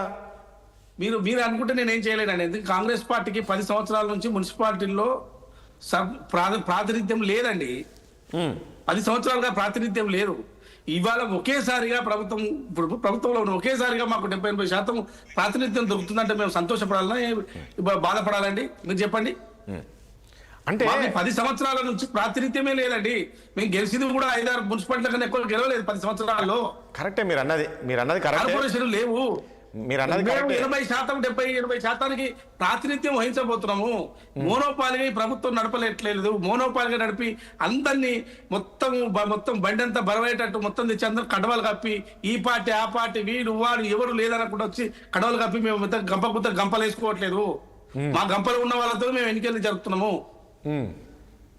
మిగతా పార్టీలకు సంబంధించి గంపలు వేసుకొని వారితో మొత్తం కలిసి పోండి మీరంతా పోయి మొత్తం బీఆర్ఎస్ కొట్టిరా పోండి తిట్టిరా పోండి అని చెప్పట్లేదు. సో మా కార్యకర్తలతో మేము మాత్రమే ప్రజలను ఓట్లడిగే ప్రయత్నం చేస్తున్నాము. ఆ ఫలితాలే ఇవాళ మాకు వస్తున్నవి. సో ఇది ఎందుకు ఆలోచించట్లేదు? మీరు ఇది విశ్లేషణ చేయాలి రాజేష్ గారు. అంటే నేనేమంటే గత 10 సంవత్సరాలు మీకు కూడా ఒక అనుభవం ఉన్నది. ఎవరైనా మిగిలించరా అండి? అరే ఏంది ఇట్లా చేర్చుకుంటున్నారు, వీళ్ళకి బరువు అవ్వట్లేదా? ఇంతమంది మరి పార్టీలోకి వస్తే అసలు ఇది ఓసారి బరువు అయి మొత్తం మరి పార్టీ ఉంటుందా పోతుందా అనేది కూడా ఉంటది కదా. కరెక్టే. సో మాకు కూడా మేము ఏమంటున్నాం అంటే మొత్తం మేమే గెలవాలి, మేమే 100% 0 వాళ్ళకి రావాలని కోరుకోవట్లేదు. వచ్చిన మేము ప్రయత్నం మేము చేసినాం. 70-80% దాకా పోతున్నది. చెక్ అండ్ బ్యాలెన్స్ అనేది సమాజంలో అవసరము. మీకు అది లేకుంటే వన్ వే మొత్తం ఉంటే కూడా ఏం జరుగుతుందో మాకు కూడా తెలియదు. ఓపెన్ గా ఉన్నది ఉన్నట్టు చెప్తున్నాము. సో ఇది కాబట్టి 70-80% ఇలా కాంగ్రెస్ పార్టీకి అభ్యర్థులు గెలవబోతున్నారు. చైర్మన్లు దాదాపుగా 80% చైర్మన్ రాబోతున్నాయి. ఇందులో ఎటువంటి సందేహం లేదు. సో భవిష్యత్తులో ఒక బాధ్యతగా మేము ఉంటామని చెప్తున్నాం తప్ప వాళ్ళలాగా దమ్ముంటే 100కు 100 గెలువురి 90% గెలువురి ఇది ఛాలెంజెస్ కాదు. ఇది ప్రభుత్వం నడుపుతున్న వాళ్ళుగా ప్రజలు ఇచ్చే తీర్పును మేము ఆహ్వానిస్తాం తప్ప ఊకే ప్రజల దగ్గరికి మాకు 100 గెలిపి 90 దమ్ముంటాయని మేము ఇట్లా మాట్లాడమండి. ఎందుకు మాట్లాడతాం? ప్రజలకు మేము మాదేదో మేము చెప్పుకున్నాము. ప్రజలకు మేము ఇది చేసినాము, ఇంత చేసినాము. వాళ్ళకే మీరు ఏం చెప్పి ఓట్లు అడిగారంటే ఏం చెప్పి అడగందే ఓట్లు మాకు ప్రజలు ఇస్తున్నారా అండి ఓట్లు? అంటే వేణుగోపాల్ రెడ్డి గారు మాట్లాడదాం. నిలబడ్డ అభ్యర్థులు కానీ ఎమ్మెల్యేలు కానీ అక్కడ పోయిన క్యాంపెయినింగ్ పోయిన మంత్రులు కానీ ఇన్ఛార్జీలు కానీ మేము ఏం చెప్తే ఓట్లు వేసినో మాకు తెలియదండి. వేణుగోపాల్ రెడ్డి గారు దీని గురించే మనం విశ్లేషిద్దాం. ఒకసారి మా ప్రతినిధి మహేందర్ రెడ్డి లైవ్ లో ఉన్నారు. రంగారెడ్డి జిల్లా ప్రాంతంలో ఎట్లా కొనసాగుతుంది అనేది ఆ తర్వాత మళ్ళీ మాట్లాడదాం. మహేందర్, ఏంటి ఎలా కొనసాగుతుంది రంగారెడ్డి జిల్లాలో ఉన్న మున్సిపాలిటీలకు సంబంధించి? ఇప్పుడు నేను ఇంతకుముందు అన్నట్లు ఇబ్రాహీంపట్నంలో ఇంకా కంటిన్యూ కొనసాగుతుంది, కానీ ఇక్కడ 5 బీఆర్ఎస్కు 5 కాంగ్రెస్ పార్టీకి వచ్చినాయని చెప్పేసి రిజల్ట్ తెలుస్తూ ఉంది. ఏంటి మొత్తం ఓవరాల్గా చూస్తే ఎట్లా బీఆర్ఎస్ పార్టీ కాంగ్రెస్కి గట్టి పోటీస్తుంది అనుకోవచ్చా?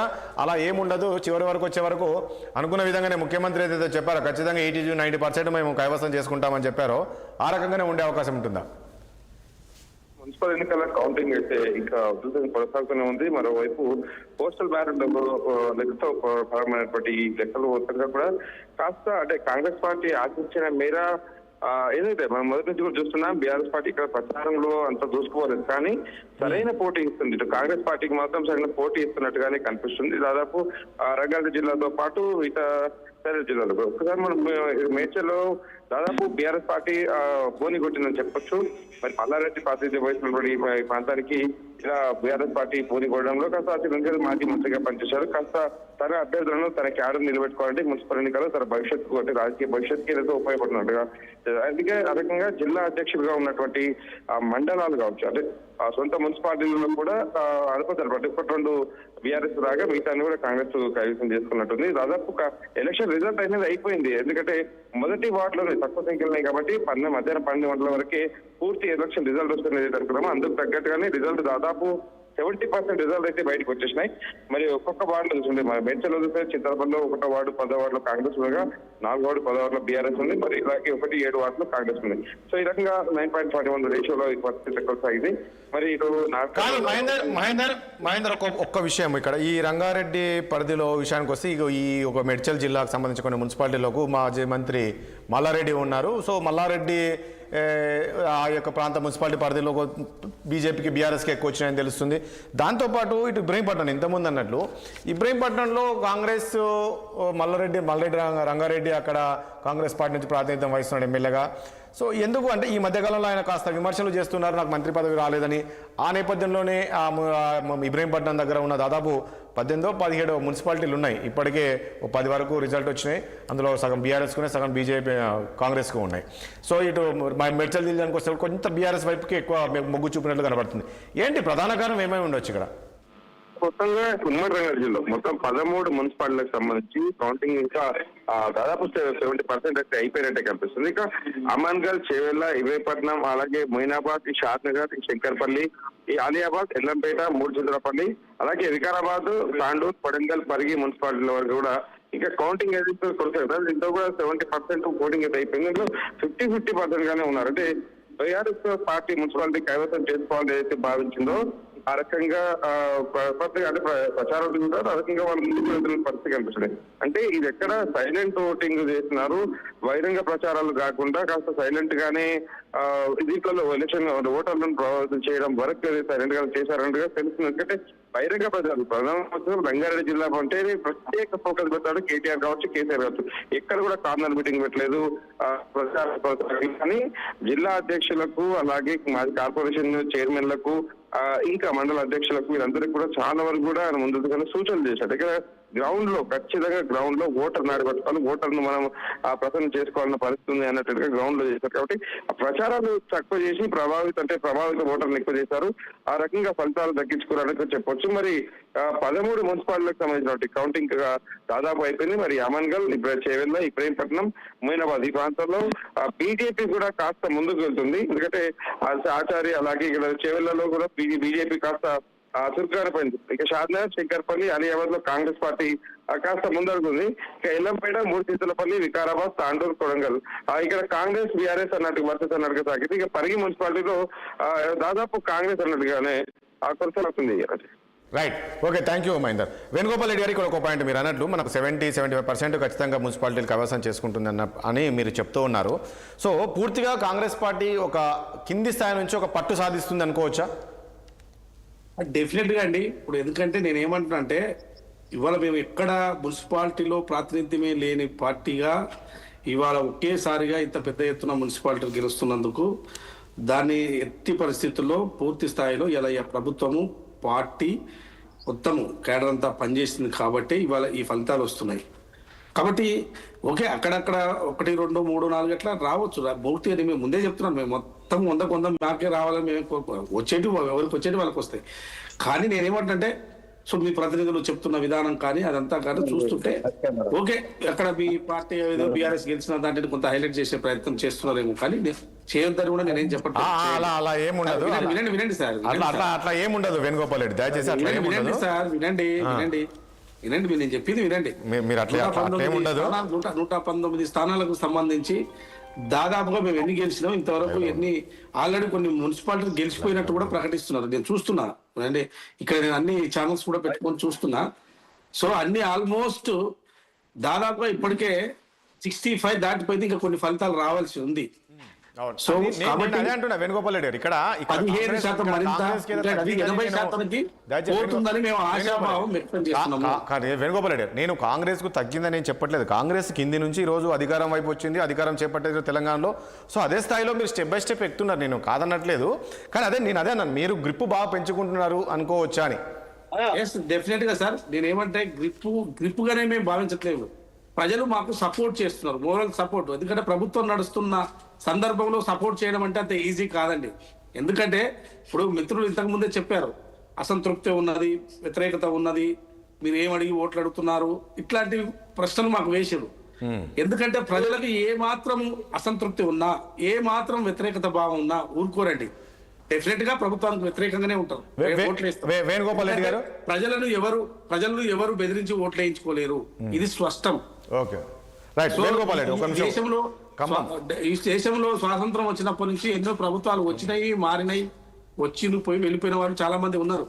సో ప్రభుత్వం నడుస్తున్న సందర్భంలో ఓటింగ్ జరుగుతున్నప్పుడు వాళ్ళకి నిజంగానే పూర్తి స్థాయిలో వ్యతిరేకత, అసంతృప్తి ఉంటే తన అసంతృప్తిని ఈ ఎన్నికల ద్వారా, ఈ పార్టీ గుర్తు ఎన్నికలు కూడా, సర్పంచ్ ఎన్నికలన్నా పార్టీ గుర్తు కావు, ఈ పార్టీ గుర్తు ఎన్నికలు కూడా సో అసంతృప్తిని వ్యక్తం చేసేవారు. కానీ ఈ ప్రభుత్వం పర్వాలేదు, హంగామా చేయట్లేదు, అడావుడు చేయట్లేదు, ఆర్థిక క్రమశిక్షణతో ప్రభుత్వాన్ని నడుపుతున్నారు.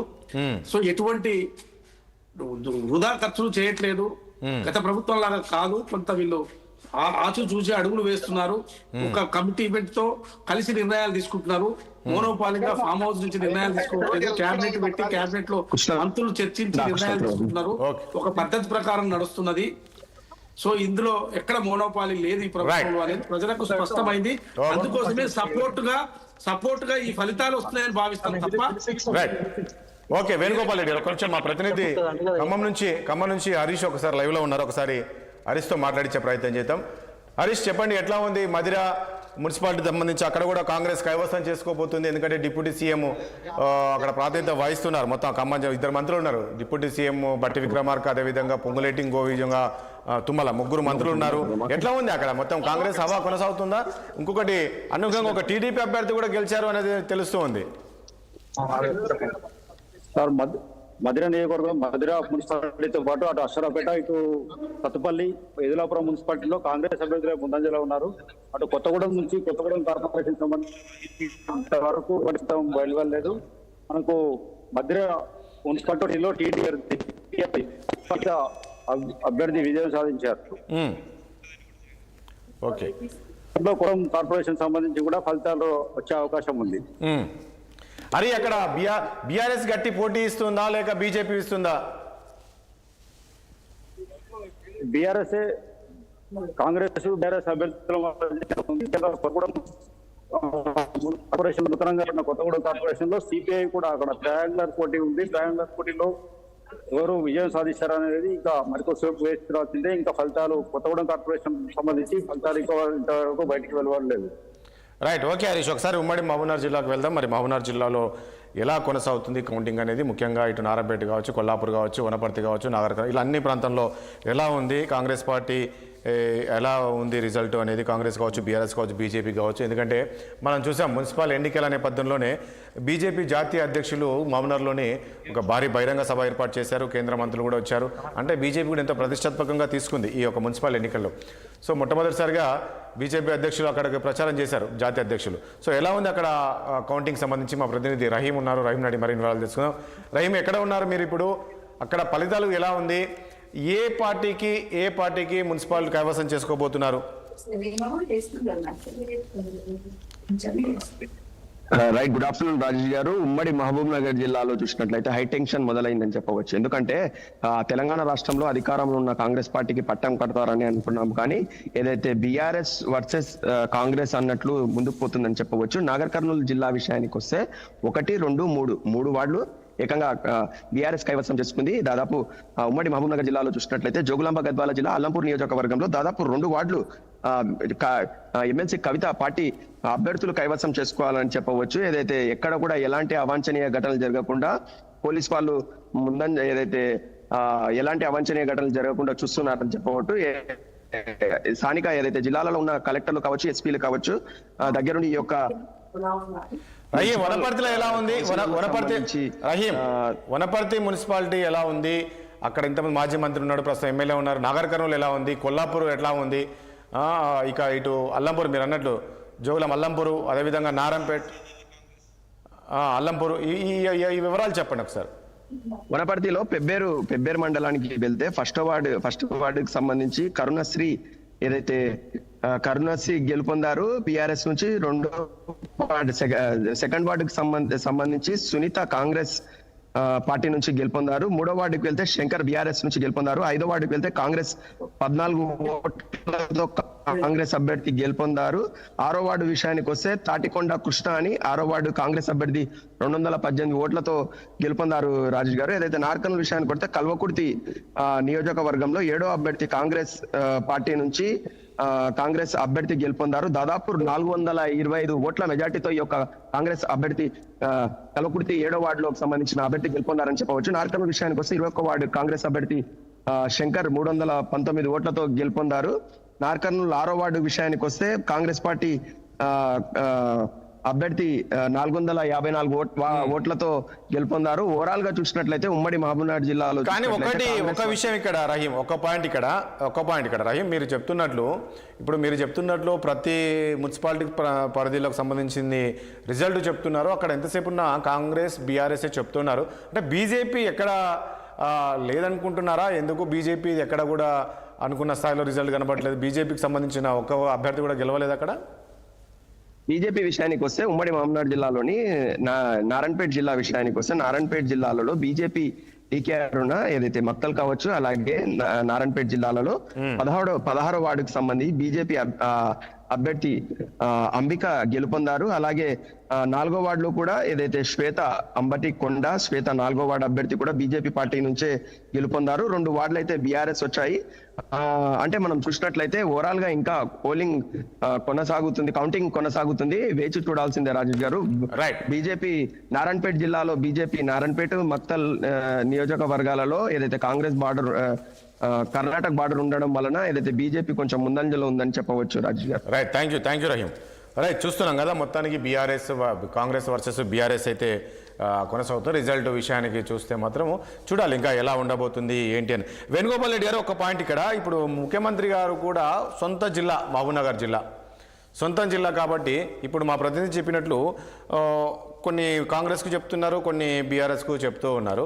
ఇక్కడ బీజేపీ నారాయణపేట జిల్లాలో ఉన్నాయంటారు. అంటే ఇక్కడ కూడా ముఖ్యమంత్రి జిల్లా కాబట్టి ఇక్కడ ఖచ్చితంగా గట్టి పోటీ ఇవ్వాలని చెప్పి బీఆర్ఎస్ బాగా ప్రయత్నం చేసింది అనుకోవచ్చా? సో ముఖ్యమంత్రి గారి జిల్లా అయినా ఏ జిల్లా అయినా మొత్తం ఓవరాల్ గా ముఖ్యమంత్రి గారే చూస్తారు, అట్లేమీ లేదు. సో నేను చెప్పేది ఏంటంటే ఇప్పటి వరకు వచ్చిన ఫలితాల్లో కాంగ్రెస్ పార్టీకి మెజార్టీగా ఉన్నాయి. అన్ని మున్సిపాలిటీలో ఉన్నాయి.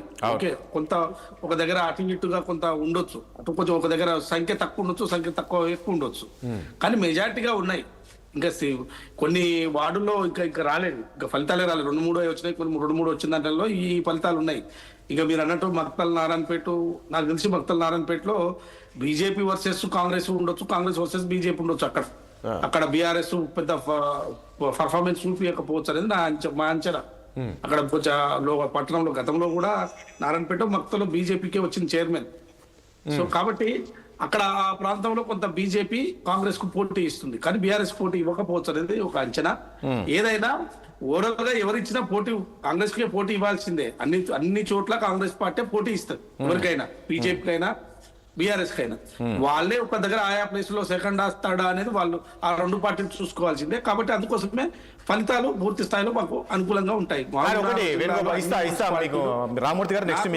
మున్సిపాలిటీ తప్ప అన్ని మున్సిపాలిటీలు కాంగ్రెస్ పార్టీ కైవసం చేసుకుంటుంది, ఒక్క మున్సిపాలిటీ తప్ప. కాదు, ఒకటి నిజామాబాద్ కరీంనగర్ ఎట్లా ఉండే అవకాశం ఉంది కాంగ్రెస్ కు? ఎందుకంటే అక్కడ ఒకవైపు బండి సంజయ్ ఉన్నారు, మరోవైపు నిజామాబాద్ కరీంనగర్ కూడా మేయర్ పోస్టులు కాంగ్రెస్ పార్టీకే దక్కే అవకాశం ఉన్నది.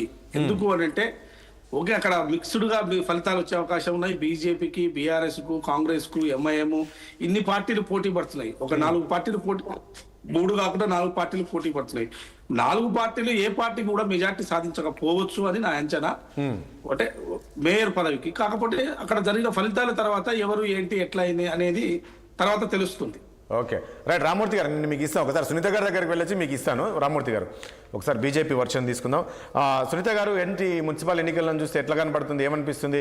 ఇప్పుడు నా దగ్గర ఉన్న సమాచారం చూస్తే అక్కడ కాంగ్రెస్కే ఆధిక్యంలో ఉన్నారు. కాంగ్రెస్ బాగా పుంజుకుంది, కొన్ని వార్డులు కూడా గెలుచుకున్నారు, కైవసం చేసుకున్నారు బీఆర్ఎస్. కానీ ఎక్కడ బీజేపీ కనబడట్లేదు. ఏంటి బీజేపీ, ఎందుకు ఆ స్థాయిలో ప్రజలు బీజేపీని విశ్వసించలేకపోతున్నారా, లేక క్యాడర్ ఉంది కానీ లీడర్ సరిగా లేక బీజేపీకి వైపు ప్రజలు రాలేకపోతున్నారు అనుకోవచ్చా?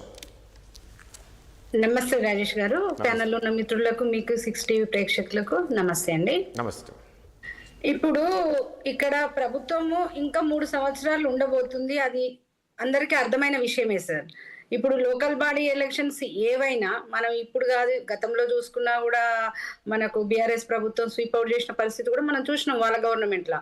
ఎందుకు అంటే ఏ గవర్నమెంట్ కైనా కూడా ప్రోగా ఉంటున్నాయి మనకు లోకల్ బాడీ ఎలక్షన్స్ కానీ మున్సిపల్ ఎలక్షన్స్ కానీ ఫర్దర్ గా వాళ్ళ గవర్నమెంట్ కంటిన్యూ అవుతుంది కాబట్టి ఏ దానికైనా మళ్ళీ ప్రజలు వాళ్ళ కాడికే పోవాలి, వాళ్ళ సంక్షేమ పథకాలు తీసుకోవాలన్నా ఇంకేదైనా డిపెండ్ కావాలన్నా కూడా గవర్నమెంట్ మీద డిపెండ్ అవుతారు కాబట్టి ఖచ్చితంగా లోకల్ బాడీలు ఏదైతే సిట్టింగ్ గవర్నమెంట్ ఉంటో దాని ప్రోనే నడుస్తూ ఉంటే మనం గతంలో చూసాం, ఇప్పుడు చూసాం.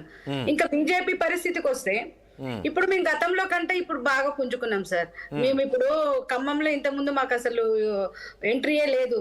ఖమ్మంలో గెలిచినాం, అశ్వరావుపేటలో గెలుస్తున్నాం, హన్మకొండలో 3 సీట్లు వచ్చినాయి, మరిపేడలో వచ్చినాయి, దేవరకద్రలో వచ్చినాయి. ఇప్పుడు మహబూబ్ నగర్ లో కూడా చాలా సీట్లు రాబోతున్నాయి. మాకు మున్సిపాలిటీలు కూడా మాకు అక్కడ 1-2 రావడానికి అవకాశం కూడా ఉన్నది. ఇటు కరీంనగర్ ఇంకా రిజల్ట్ సరిగ్గా రాలేదు, కరీంనగర్ లో మేమే రాబోతున్నాము. నిజామాబాద్ మాకు బాగా ఫేవర్ గా ఉన్నది, ఆదిలాబాద్ మాకు ఫేవర్ గా ఉన్నది, మా ఎమ్మెల్యేలు మా ఎంపీలు ఉన్నారు కాబట్టి. ఇక ఎవరైనా వాళ్ళ ఎమ్మెల్యేలు వాళ్ళ మంత్రులు ఉన్న చోట ఖచ్చితంగా వాళ్ళకి ఫేవర్ గా పోతుంది. ఇప్పుడు నల్గొండ చూసినాము, మాకు ఎప్పుడు అసలు ఖాతా తెచ్చిన సందర్భం లేదు ఈ మధ్య కాలంలో. ఇక అక్కడ కాంగ్రెస్ బలంగా ఉంది కాబట్టి అక్కడ 3 మంత్రులు ఉన్నారు కాబట్టి ఖచ్చితంగా వాళ్ళకు ఫేవర్ గానే వెళ్తుంది.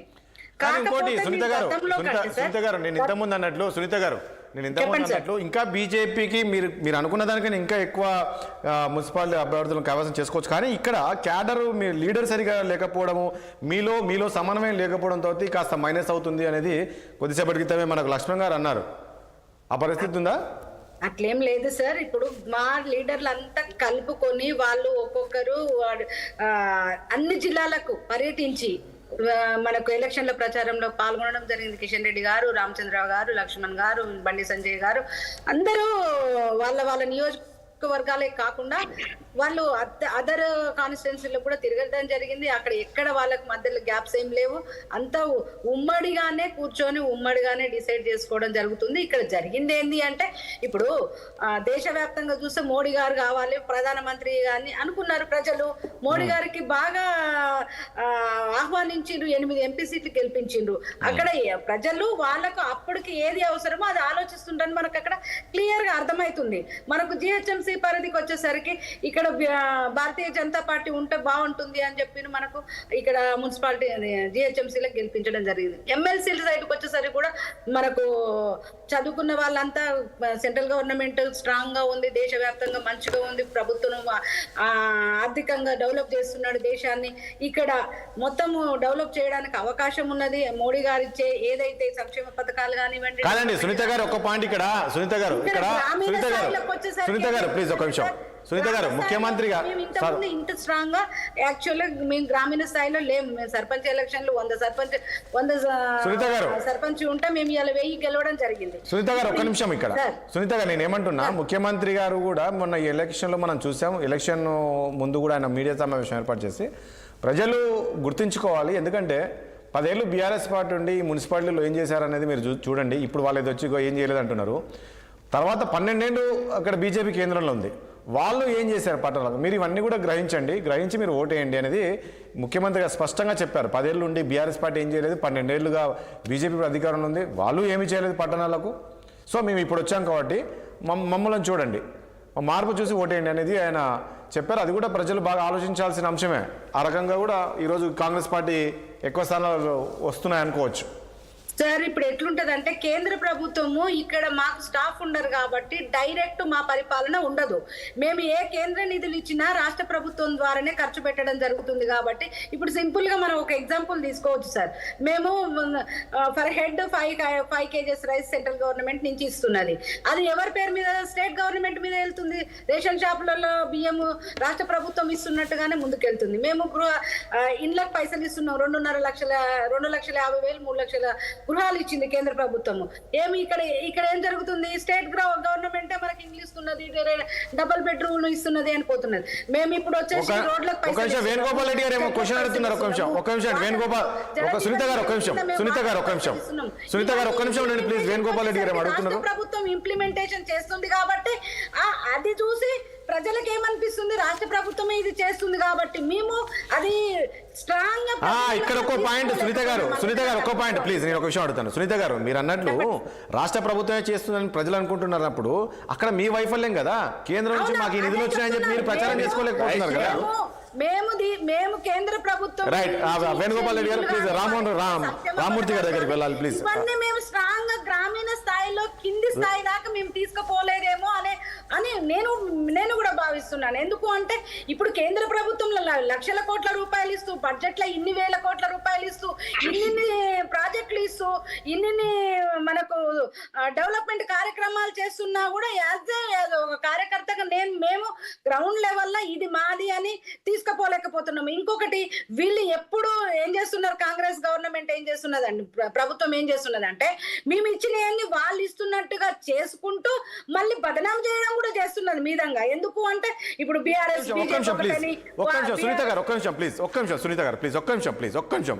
ఉండండి ప్లీజ్. వేణుగోపాల్ రెడ్డి మీరు చెప్తున్నారు రామూర్తి గారి దగ్గర. రామూర్తి గారు ఒకటి సునీత గారు చెప్పేది ఏంటంటే మొత్తం మేమే ఇస్తున్నాం, మొత్తం మేము వినండి. మీరు ఏమి ఇవ్వట్లేదు. ఫస్ట్ ఆఫ్ ఆల్ నేను చెప్పదలుచుకున్నది ఏంటంటే, ఒక నిమిషం, మీరు ఇస్తున్నది ఏమీ లేదు ఇక్కడ. హలో వినపడుతుందా? చెప్పండి వినపడుతుంది. మీరు ఇస్తున్నది ఏమీ లేదు, దయచేసి అట్లా అనకండి. ఎందుకునంటే రేషన్ బియ్యం మీరు వచ్చి స్టార్ట్ చేయలేదండి. ఈ దేశంలో రేషన్ అనేది పేదలకు రేషన్ ఇవ్వాలన్న విషయాన్ని, బియ్యం ఇవ్వాలన్న విషయాన్ని మీరు గుర్తించండి. కాంగ్రెస్ ప్రభుత్వమే గుర్తించింది. అది కంటిన్యూస్ ప్రాసెస్ లా కేంద్ర ప్రభుత్వ భాగస్వామ్యంతోనే రేషన్ ఇస్తున్నారు. దయచేసి మీరు అలా అనకండి. ఇంకొకటి, ప్రతి స్కీము అన్ని గత ప్రభుత్వంలో ఉన్న స్కీములే. మీరు మేము ఇందిర జలప్రభ అని ఉన్నది, అది కూడా కేంద్ర ప్రభుత్వానిదే. అది కేంద్రం నుంచి వస్తున్న భాగస్వామ్యమే. ప్రతి ఒక్క స్కీము గతంలో ఉన్న స్కీమ్. గ్రామీణ ఉపాధి పథకం కూడా కాంగ్రెస్ ప్రభుత్వం పెట్టినది. ఇవాళ మీరు పేరు మార్చిర్రు, దానికి నిధులు తగ్గించిర్రు. రాష్ట్ర ప్రభుత్వము మొత్తం కేంద్ర ప్రభుత్వం 90% ఇస్తే రాష్ట్ర ప్రభుత్వం 10%, దాదాపు 95%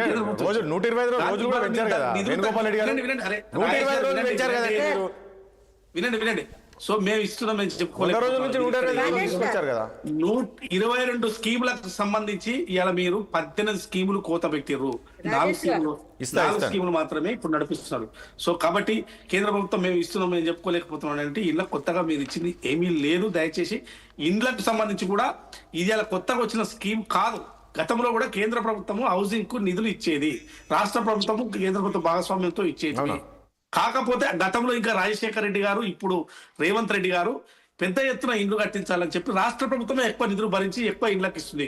కొన్ని ఇండ్లకు ఇవ్వట్లేదు, కొన్ని ఇండ్లకు ఇస్తున్నారు. ఎగ్జిక్యూటివ్ చేస్తుంది స్టేట్ గవర్నమెంట్. ఇచ్చే నిధుల్లో ఇవాళ 22 స్కీములకు 18 స్కీములు కోత పెట్టింది. మొత్తం నేను టోటల్ గా స్కీములతో సహా ఏ స్కీమ్ కి ఎంత కోత పెట్టినది కూడా చెప్పగలను.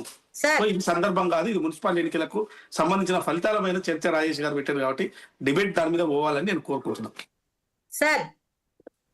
సార్ రాజేష్ గారు లేనట్టుగా రామూర్తి గారు ఉన్నారా?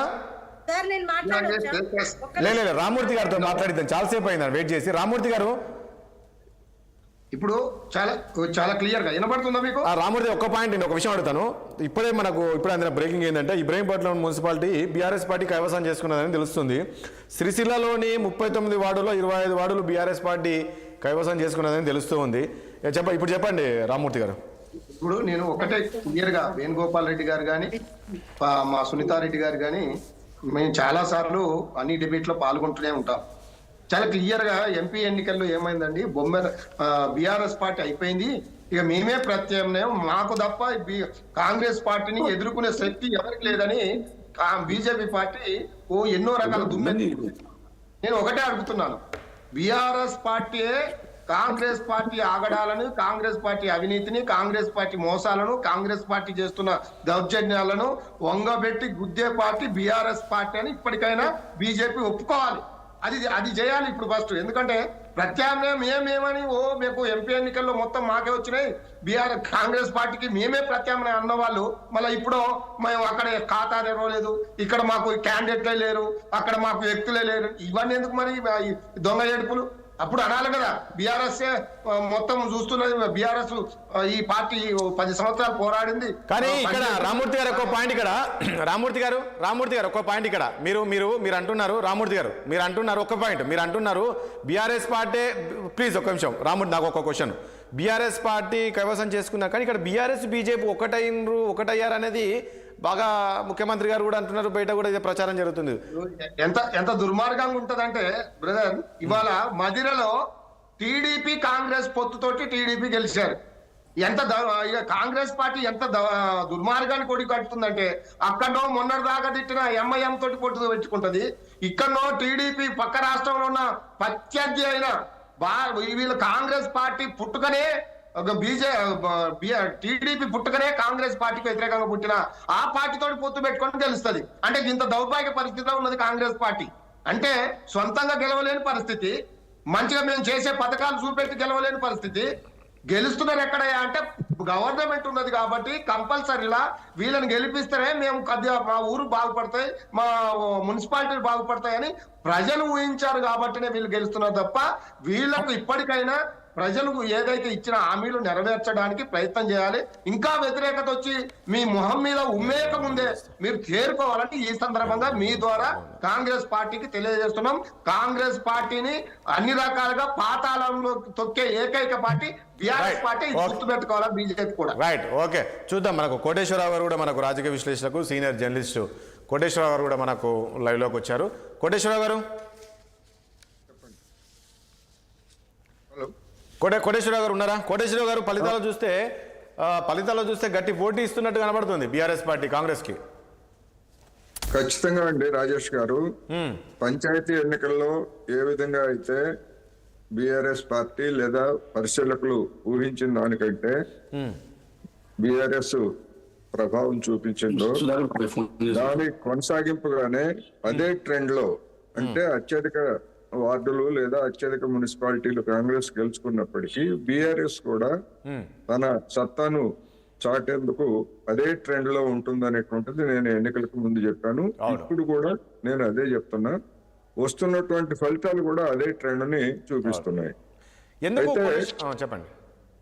అయితే బీజేపీ వాళ్ళు చెప్పుకున్నట్లుగా గాని లేకపోతే మరొక విధంగా గాని వాళ్ళ యొక్క బలం గతం కంటే కూడా ఇప్పుడు తగ్గుతుందా, లేకపోతే గతంలో మాదిరి నిలబడుతుందా అనేటువంటి ప్రశ్నలు కూడా తలెత్తుతున్నాయి.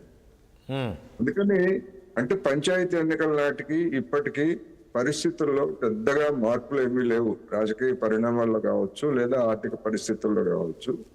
అందుకనే జనం యొక్క ఆలోచన ధోరణి కాంగ్రెస్ కి అనుకూలంగా ఉంటుంది. రెండోది స్థానం, ఏ పార్టీ అధికారంలో ఉంటే ఆ పార్టీ వైపు ఓటర్లు మొగ్గటం అనేటువంటిది ముఖ్యంగా స్థానిక సంస్థల ఎన్నికల్లో ట్రెండ్ ఇప్పుడు కొనసాగుతా ఉందనేది నా అభిప్రాయం. కానీ ఒకటి, ఇక్కడ నల్గొండ జిల్లా విషయానికి వస్తే, నల్గొండ జిల్లాలోని 3 మున్సిపాలిటీలు కైవసం చేసుకున్నట్లు తెలుస్తుంది కాంగ్రెస్ పార్టీ.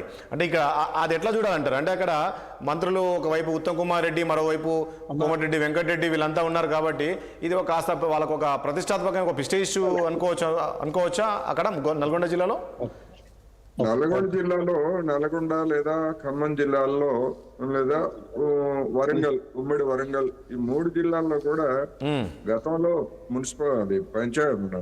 ఈ ఎన్నికల్లో అంటే అసెంబ్లీ ఎన్నికల్లోనూ లేకపోతే లోక్సభ ఎన్నికల్లో కూడా కాంగ్రెస్ మరి హవా దాన్ని నెలకొల్పుకున్నది.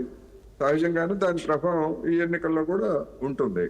అంతే తప్ప ఏదో వాళ్ళు ఉన్నారు కనుక అని అట్లని చెప్పాల్సినటువంటి అవసరం లేదు. అది ప్లస్ పాయింట్ కాంగ్రెస్ కి, అది ప్లస్ పాయింట్. కానీ ఒకటి కోటేశ్వరరావు గారు, ఇప్పుడు కాంగ్రెస్ పార్టీ ఇప్పుడు ఏదైతే ప్రజలకు ఇచ్చిన హామీలు ఏవైతున్నాయో అవన్నీ అమలు చేస్తూ ఉన్నారు. ముఖ్యంగా రైతు రుణమాఫీ కావచ్చు, ఇలాంటివన్నీ కూడా. ఎందుకు ఇక్కడ బీఆర్ఎస్ గట్టి పోటీ ఇవ్వాల్సిన పరిస్థితి? అంటే ప్రజలు బీఆర్ఎస్ వైపు ఈ 2.5 ఏళ్లలో ఇంతకుముందు బీఆర్ఎస్ పార్టీ నేతలు చెప్తున్నట్లు కాంగ్రెస్ పైన వ్యతిరేకత మొదలైంది అనేది ఏదైతే చెప్తున్నారో, అందులో భాగంగానే ఈరోజు ఈ బీఆర్ఎస్ పార్టీకి కొంత అంటే గట్టి పోటీ ఇచ్చారు కాంగ్రెస్ అనుకోవచ్చా? కాంగ్రెస్ పార్టీ చేసినటువంటి వాగ్దానాల అమలు మీద జనంలో అసంతృప్తి ఉన్నమాట వాస్తవం. అయితే ఆ అసంతృప్తి ఇంకా వ్యతిరేకతగా మారినటువంటి పరిస్థితి ఇప్పటికిప్పుడైతే లేదు. అందుకనే ఆ అసంతృప్తి ఉంది కనుకనే బీఆర్ఎస్ కి ఆ మాత్రం సీట్లైనా వస్తున్నాయి. జనంలో అసంతృప్తి కూడా లేకపోయేట్లయితే బీఆర్ఎస్ పరిస్థితి ఇంకా బాగా తగ్గిపోయి ఉండేది. అందుకని వ్యతిరేకత దీన్ని ఒక రిఫరెండం గానో లేకపోతే ప్రభుత్వ విధానాల మీద తీర్పుగానో మనం చూడాల్సినటువంటి అవసరం లేదు. ఎందుకంటే మున్సిపల్ ఎన్నికలైనా, పంచాయతీ ఎన్నికలైనా, జిల్లా పరిషత్తులైనా కానీ స్థానికంగా ఉండేటువంటి అభ్యర్థులు, స్థానికంగా ఉండేటువంటి సంబంధాలు అనేటువంటివి ప్రధానంగా పనిచేస్తాయి. అందుకని ప్రభుత్వ విధానాలు ఆ విధమైనటువంటి కన్క్లూషన్స్ కి మనం రానవసరం లేదు. అది ఎప్పుడు అంటే ఖచ్చితంగా మున్సిపల్ అసెంబ్లీ ఎన్నికల్లోనూ లేదా మన పార్లమెంట్ ఎన్నికల్లోనే విధానాలు లేకపోతే తీవ్రమైన అసంతృప్తి వ్యతిరేకతగా మారినప్పుడు బయటపడుతుంది తప్ప. మనం చూసాం ఆంధ్రప్రదేశ్ లో కూడా అటువంటి పరిణామాలు చూసాం. జగన్మోహన్ రెడ్డి గారి మీద వ్యతిరేకత ఎప్పుడు బయటపడిందంటే అసెంబ్లీ ఎన్నికలు లేదా లోక్సభ ఎన్నికలు వచ్చినప్పుడు మాత్రమే బయటపడింది. తెలంగాణలో కూడా ఈ ప్రభుత్వం ఈ 3 సంవత్సరాలు కూడా ఇదే విధమైనటువంటి ధోరణి కనుక కొనసాగించేట్లయితే ఇప్పుడున్నటువంటి అసంతృప్తి వ్యతిరేకతగా మారేటువంటి అవకాశం అయితే స్పష్టంగా ఉంది. ఆనాటికి ఏదైతే కాంగ్రెస్ ప్రత్యామ్నాయంగా ఏ పార్టీ బీఆర్ఎస్ ముందుకు వస్తుందా లేకపోతే బీజేపీ ముందుకు వస్తుందా అనేటువంటి మనం ఇప్పుడు చెప్పలేం. కానీ ఎవరు ప్రధానంగా ముందుకు వచ్చేట్లయితే ఓటర్లు ఆ పార్టీని ఎంచుకుంటారు తప్ప మూడో పక్షాన్ని ఎంచుకునేటువంటి అవకాశాలు కూడా ఉండవు అనేది నా నిశ్చితమైనటువంటి అభిప్రాయం. రైట్, మళ్ళీ మీ దగ్గరికి వస్తాను. ఒకసారి సిరిసిల్లకి వెళ్ళాం. సిరిసిల్లలో మా ప్రతినిధి రఘు లైవ్లో సిద్ధంగా ఉన్నారు. ఎందుకంటే సిరిసిల్ల విషయానికి వస్తే మొత్తము 39 వార్డులకు కానీ 25 వార్డులు బీఆర్ఎస్ పార్టీ కైవసం చేసుకున్నారు అని తెలుస్తుంది. రఘు, మనం మొన్ననే మాట్లాడుకున్నాం మున్సిపాలిటీ ఎట్లా ఉండొచ్చు సిరిసిల్ల దగ్గర. మొన్ననే సిరిసిల్ల నుంచి కూడా అక్కడ ఆ మున్సిపాలిటీ నుంచి ఒక ఓటరు కేటీఆర్కు లేఖ రాశారు, అన్న మమ్మల్ని క్షమించన్నా, ఇక ఈసారి మిమ్మల్ని వేయమన్నా, ఎందుకంటే 10 ఏళ్ళు మిమ్మల్ని చూసాము, ఒకసారి కాంగ్రెస్ ఈ రకమైన లేఖ మనం చూసాం, పేపర్లో కూడా వచ్చింది. ఏంటి ఆ లేఖ ప్రభావం అలాంటివి ఏమి పనిచేయలేదు అక్కడ? మీరు అన్నట్లు దాదాపు 25 వార్డులు బీఆర్ఎస్ కైవసం చేసుకున్నారని తెలుస్తుంది, నిజమేనా? Thank you Raj. సిరిసిల్ల జిల్లా చూసుకున్నట్టయితే పోస్టల్ బ్యాలెన్స్ వచ్చేసరికి కాంగ్రెస్ వచ్చేసి 53, బీఆర్ఎస్ వచ్చేసి 84, బీజేపీ వచ్చేసి 39, ఇండిపెండెన్స్ వచ్చేసి 13. వేన్మాడ చూసుకున్నట్టయితే postal balance Congress 27, BRS 33, BJP 13. అంటే ఈ లెక్క ప్రకారంగా చూసుకుంటే బీఆర్ఎస్ కూడా కొంచెం ప్రభావం ఉందని చెప్పి అనుకోవచ్చు. అంతేకాకుండా సిరిసిల్ల మొత్తంలో చూసుకున్నట్టయితే మన లెటర్ ఏం పెద్ద ప్రభావం ఏం చూపించలేదు. అక్కడ కేటీఆర్ సంబంధించిన క్యాండిడేట్లు మాత్రం 100% గెలిచేటట్టున్నారు, కొంచెం 80% క్యాండిడేట్స్ గెలిచేటట్టున్నారు. సిరిసిల్ల వేములవాడ 2 చూసుకున్నట్టయితే బీఆర్ఎస్ కు కొంచెము ఓటర్లు మద్దతుగా ఓటు వేశారని చెప్పి అనుకోవచ్చు రాజ్. రఘు, బీజేపీకి ఎట్లా ఉంది అక్కడ? బీజేపీకి ఏమైనా వచ్చాయా? అంటే బీజేపీ చూసుకున్నట్టయితే బీజేపీకి అంత పెద్దగా పోస్టల్ బ్యాలెట్ అనుకోవచ్చు. బీఆర్ఎస్ కాంగ్రెస్ చూసుకున్నట్టయితే 3వ వ్యవస్థగా అని చెప్పి అనుకోవచ్చు Raj. Right, thank you Raghu. Right, right, thank you Raghu. Koteswararao గారు, ఇక్కడ కోటేశ్వరరావు గారు ఉన్నారా? కోటేశ్వరరావు, ఇక్కడ నేను ఇంతకుముందు అన్నట్లు బీజేపీ జాతీయ అధ్యక్షులు కూడా వచ్చారండి. ఎందుకంటే వాళ్ళు కూడా ఈ తెలంగాణ పైన ఫోకస్ పెట్టారు, తెలంగాణలో ఎలాగైనా సరే మనము ఇక్కడ కైవసం చేసుకోవాలి రాబోయే రోజుల్లో అనేది. ఎందుకు బీజేపీకి ఆ స్థాయిలో మనము గ్రామ పంచాయతీ ఎన్నికలు అంతకుముందు అసెంబ్లీ ఎన్నికలప్పుడు చూసాము, గ్రామ పంచాయతీ ఎన్నికలు చూసాం, ఇప్పుడు మళ్ళీ మున్సిపల్, ఎందుకు బీజేపీ ఆ స్థాయిలో ప్రజలు విశ్వసించలేకపోతున్నారా, లేక ఇంకా సమయం ఉంది అనుకుంటున్నారా? ఇప్పుడు మోడీ హవా ఉంది, 12 ఏళ్ళుగా మోడీ ప్రధానిగా ఉన్నారు, ఆ పథకాలు నచ్చట్లేదు ఎట్లా? లేక ఇక్కడ క్యాడర్ ఏమైనా సరిగా లేదనుకోవాలా, లేక కేంద్రం నుంచి రాష్ట్రానికి వచ్చే పథకాలను వీళ్ళు సరిగ్గా జనాల్లోకి తీసుకోలేకపోతున్నారు అనుకోవచ్చా? పథకాలను జనంలోకి తీసుకెళ్ళలేకపోతున్నారు అని చెప్పుకోవడం ఒక సాకు తప్ప మరొకటి కాదు. అసెంబ్లీ ఎన్నికల దగ్గర నుంచి లోక్సభ ఎన్నికల వరకు, ఆ తర్వాత కూడా కేంద్ర మంత్రులుగా ఉన్నటువంటి వాళ్ళు పుస్తకాల మీద పుస్తకాలు వేసే ఇదిగో మేము ఇంత ఇచ్చాము అంత ఇచ్చామని చెప్పినప్పటికీ అవేవి కూడా జన జీవితాల మీద ప్రభావం చూపేటువంటి అంశాలు కాదు. మేము నేషనల్ హైవేస్ వేసాము, లేకపోతే రైల్వే స్టేషన్లు కట్టాము, లేదా విమానాశ్రయాలు నిర్మించాము అంటే రోజువారీ జీవితాల్లో ఏ మార్పు వచ్చిందనేటువంటిది ఎవరైనా చూస్తారు తప్ప నేషనల్ హైవేస్ వేసినంత మాత్రాన వెళ్ళి దాని మీద కాపురం చేసి కడుపు నింపుకోలేదు కదా. అందుకని దానికి ఉండేటువంటి పరిమితులు దానికి ఉన్నాయి. రెండోది లోక్సభ ఎన్నికల్లో నరేంద్ర మోడీ గారికి గతంలో ఉన్నంత సీన్ లేదు. నితీష్ కుమార్ అదేవిధంగా చంద్రబాబు నాయుడు తెలుగుదేశం మీద ఆధారపడితే తప్ప దానికి బీజేపీకి మనుగడ సాగించే స్థితి లేదు అనేటువంటిది వాస్తవమైంది. అప్పుడు కూడా 400 సీట్లు వస్తాయి అదని ఇదని అన్ని కబుర్లు చెప్పారు. అటువంటి సీన్ లేదు. స్వయంగా నరేంద్ర మోడీ గారి మన మెజారిటీనే ఏ విధంగా తగ్గిందో, లేదా వాళ్ళు ప్రచారం చేసినటువంటి అయోధ్యలో కూడా బీజేపీ ఏ విధంగా ఓడిపోయిందో, ఇటువంటివన్నీ చూసిన తర్వాత తెలంగాణలో కావచ్చు, దేశంలో కావచ్చు, ఆ విధమైనటువంటి మోజు గాని లేకపోతే అటువంటి హవా గాని గతంలో ఉన్న మాదిరి ఇప్పుడు లేదు. రెండోది, తెలంగాణలో ఉన్నటువంటి పరిస్థితుల్లో బీజేపీని నడపగలిగినటువంటిది. రెండోది, అంతర్గతమైనటువంటి విభేదాలు కూడా అసలు ఏమీ లేకుండానే ముఖ్యమంత్రి పదవి అభ్యర్థి ఎవరు అనేటువంటి విషయంలో బండి సంజయ్ గారు, ఈటల రాజేందర్ గారు ఏ విధంగా వీధులకు ఎక్కి కొట్టుకున్నారో మనం చూసాం. మరి అటువంటి పార్టీ పట్ల సహజంగానే ఎట్లా ఉంటది? అందుకనే నేను మొదటి నుంచి చెప్తున్నా, ఈ ఎన్నికలు మున్సిపాలిటీలో అంటే పట్టణాల్లో ప్రభావం కలిగినటువంటి పార్టీ మాదని గతంలో అది చెప్పుకున్నది. కొంత గతంలో వాళ్ళు చెప్పుకున్నట్టుగానే కొంత ప్రెజెన్స్ కూడా ఉన్నది.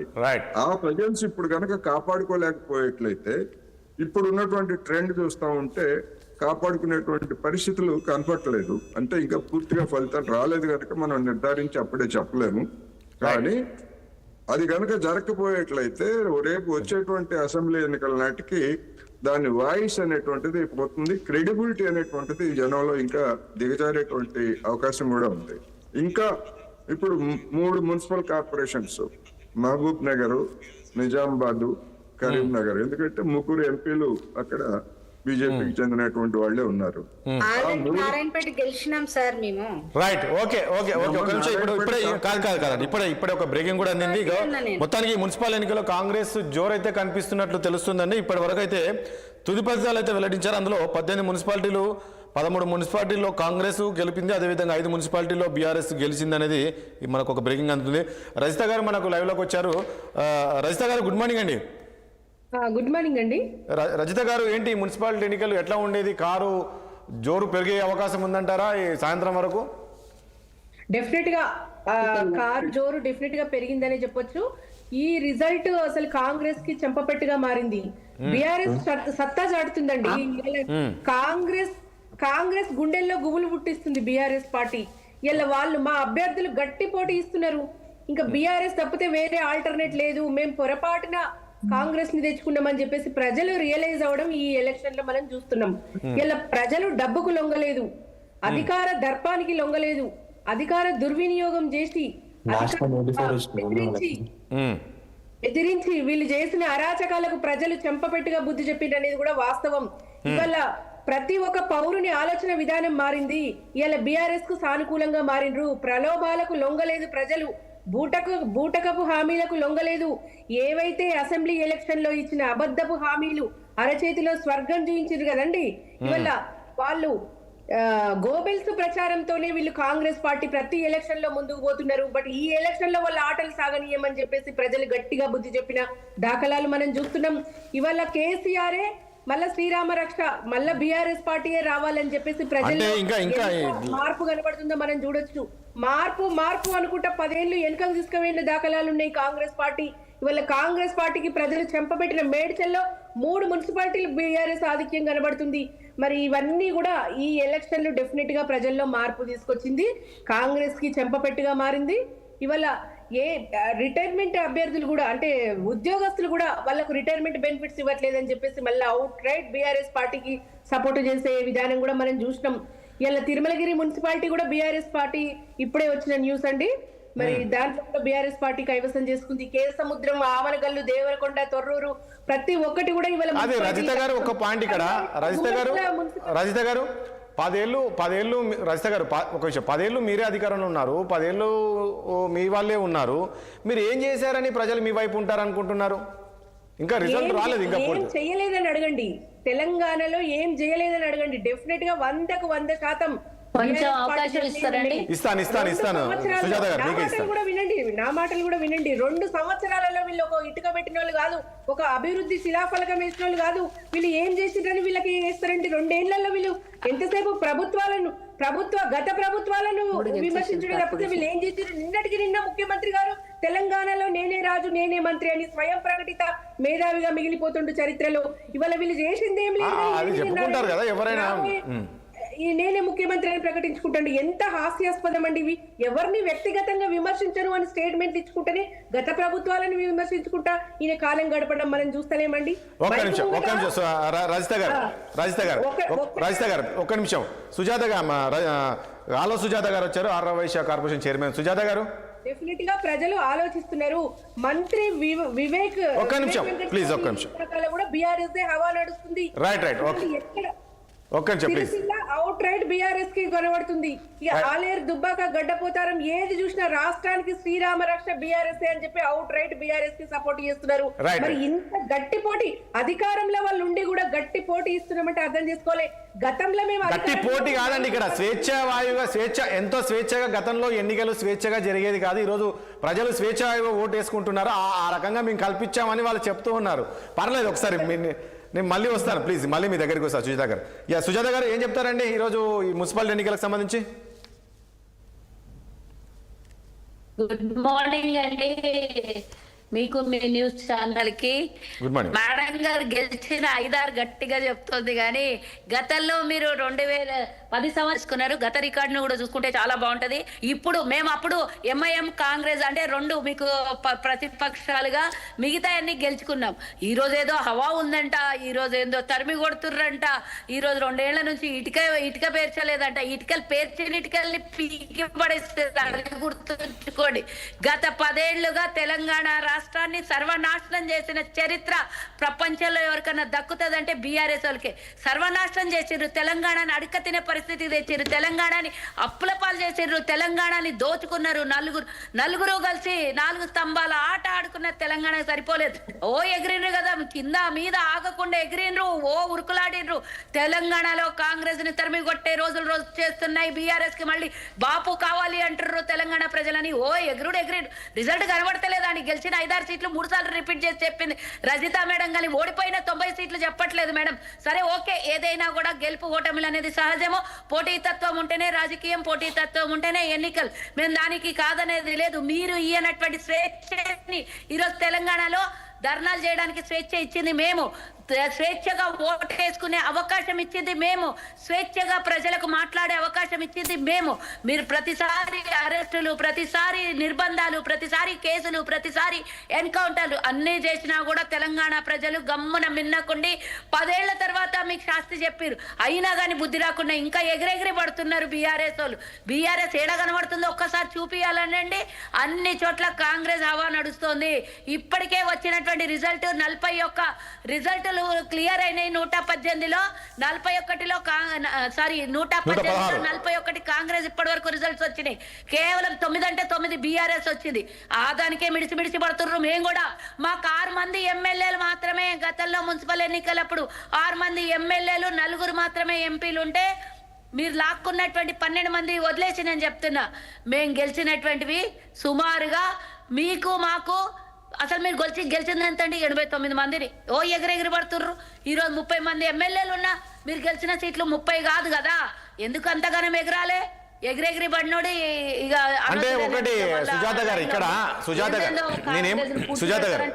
గారు ఒక్క పాయింట్ ఇక్కడ సుజాత గారు ఇక్కడ ఒక్క పాయింట్ అసలు ఎందుకు కావాలంటారండి సుజాత గారు కాస్తో కూస్తో ఉన్న ఈ దాన్ని కూడా అమ్మేసుకొని పోవడానికి మళ్ళీ బీఆర్ఎస్ కావాల బిడ్డ వచ్చి చెప్తోంది మీరు చేసినటువంటి అరాచకాలు మేమెవరం అవసరం లేదు నిల్వెత్తు సాక్ష్యం కవిత చెప్తోంది కదా సుజాత గారు నేనేమంటా చేసిన అది సర్వనాశనం పనులని దోపిడీ గురించి కవిత పదే పదే పదే పదే ప్రతి చోట గొంతెత్తి మాట్లాడుతుంది ఆమె తప్పు అని ఎక్కడ కూడా మీ నాయకులు ఖండించట్లేదు కదా మరి మా మీద ఎందుకు ఎగిరిపడుతున్నారు కవిత మాటల మీద ఎగిరిపడండి ఈ రోజు అర్బన్ అయినా సరే రూరల్ అయినా సరే మున్సిపాలిటీలు అయినా సరే గ్రామీణ స్థాయిలో సర్పంచులైనా సరే కాంగ్రెస్ దే హవా ఉంది క్లియర్ కట్ గా పిక్చర్ రిజల్ట్ కనబడుతుంటే ఇంకా మేమే గెలుస్తున్నాం అని ఎందుకండి అంతంత ఎగిసి పడ్డాము అంటే సుజాత గారు నేనేమంటా సుజాత గారు ఒక్కో పాయింట్ ఇక్కడ నేను ఒక విషయం మాట్లాడతా సుజాత గారు మీరు ఏమంటున్నారు సరే మీరు ఇప్పుడు ఎక్కడ ఉంటుందండి ఎక్కడైనా ఎట్లా ఉంటుందంటే అధికారం ఏ పార్టీ ఉంటే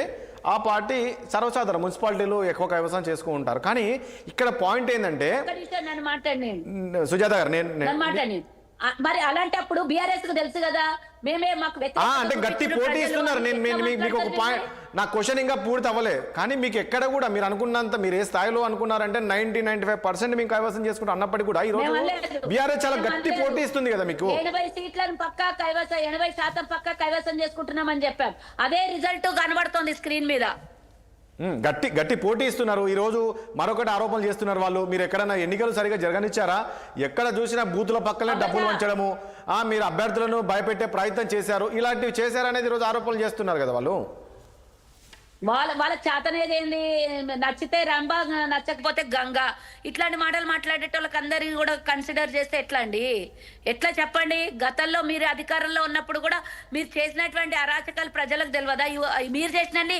యువతలో చేస్తారని అనుకుంటే ఎట్టయితది మీరు చేసిండ్రు రౌడీలను పెట్టిండ్రు కొట్టించిండ్రు మున్సిపల్ లోపల రిజల్ట్ రాకముందే బయటికి వచ్చేటప్పుడు బెదిరించి మరీ కండువాలు కప్పిండ్రు మాయ చేసిండ్రు కరెంట్లు ఆపిండ్రు సాధారణ ఎన్నికలప్పుడు ఎన్ని చూడలేదండి సీసీ కెమెరాలు ఆఫ్ చేసిండ్రు ఇట్లాంటి మాటలు మాట్లాడితే ఇక ప్రతిదీ గత చరిత్ర అంతా బయటకు తీసుకురావాల్సి వస్తుంది ఓకే ఒకటి సుజాత రజిత గారు ఏం చెప్తారు ఈ రోజు ఇంతకుముందు 116లో చూస్తే 41 కాంగ్రెస్ 9 బీఆర్ఎస్ మనకు ఒక ముందంజ కనబడుతుంది ఇప్పుడు ఇంతకుముందు అన్నట్లు కవిత కూడా ఏ రకంగా ఆరోపణలు చేశారో మీరు అనుకున్న దానికన్నా నాకు తెలిసి బీఆర్ఎస్ కాస్త తక్కువనే ఉన్నాయండి మీరు అన్నారు ఆ రోజు కేటీఆర్ హరీష్ రావు అన్నారు ఖచ్చితంగా ఈరోజు గట్టి దెబ్బ కొడతాము కాంగ్రెస్ పార్టీకి ఎందుకంటే ఇవి గుర్తుల మీద కాబట్టి అందరూ కారు గుర్తుకు కొడతారు అన్నారు కారు గుర్తు కొట్టేస్తారన్నారు కానీ ఇక్కడ అనుకున్న స్థాయిలో లేదు అంటే ఎక్కడ మైనస్ అయి ఉండొచ్చు అంటే ఇంతకుముందు సుజాత గారు చెప్పినట్లు ఈ కవిత కామెంట్ చేయడము ఇట్లా వీళ్ళందరివి తర్వాత ఫోన్ ట్యాపింగ్ అనడం ఇలాంటివన్నీ కూడా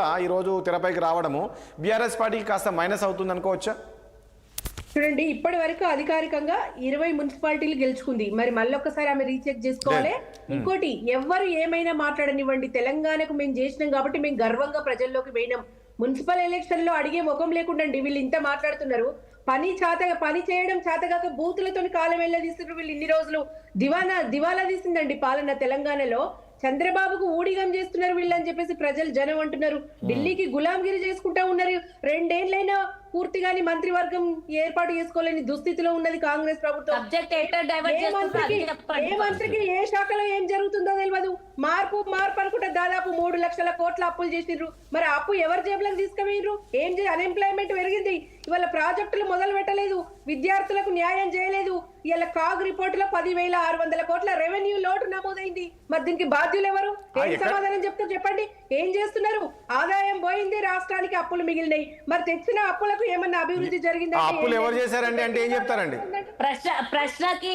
ప్రశ్నకి సమాధానం ఎలా వస్తుందో చూడండి ప్రశ్నకి సమాధానమే చెప్తున్నా సరే ఇవాళ పార్టీ నుంచి సస్పెండ్ చేసిన వాళ్ళు పార్టీకి పోయి పార్టీకి వ్యతిరేకంగా మాట్లాడము కరెక్టే కానీ ఎవరు వాటి వెనకాల ఎవరున్నారు అనేది కూడా ప్రజలకు తెలుసు ఇవాళ బీఆర్ఎస్ పార్టీ చేసిన 10 ఏళ్ల పాలన ఈ 2 ఏళ్లు మీరు చేసిన ప్రజా వ్యతిరేక పాలన మీరు ప్రజల్లోకి పోయి మాట్లాడండి కానీ మీరు అంటున్నారండి ప్రజా వ్యతిరేకత పాలన అని అక్కడ ప్రజల్లో చూస్తే అట్లా ఏం కనబడట్లేదు రజిత గారు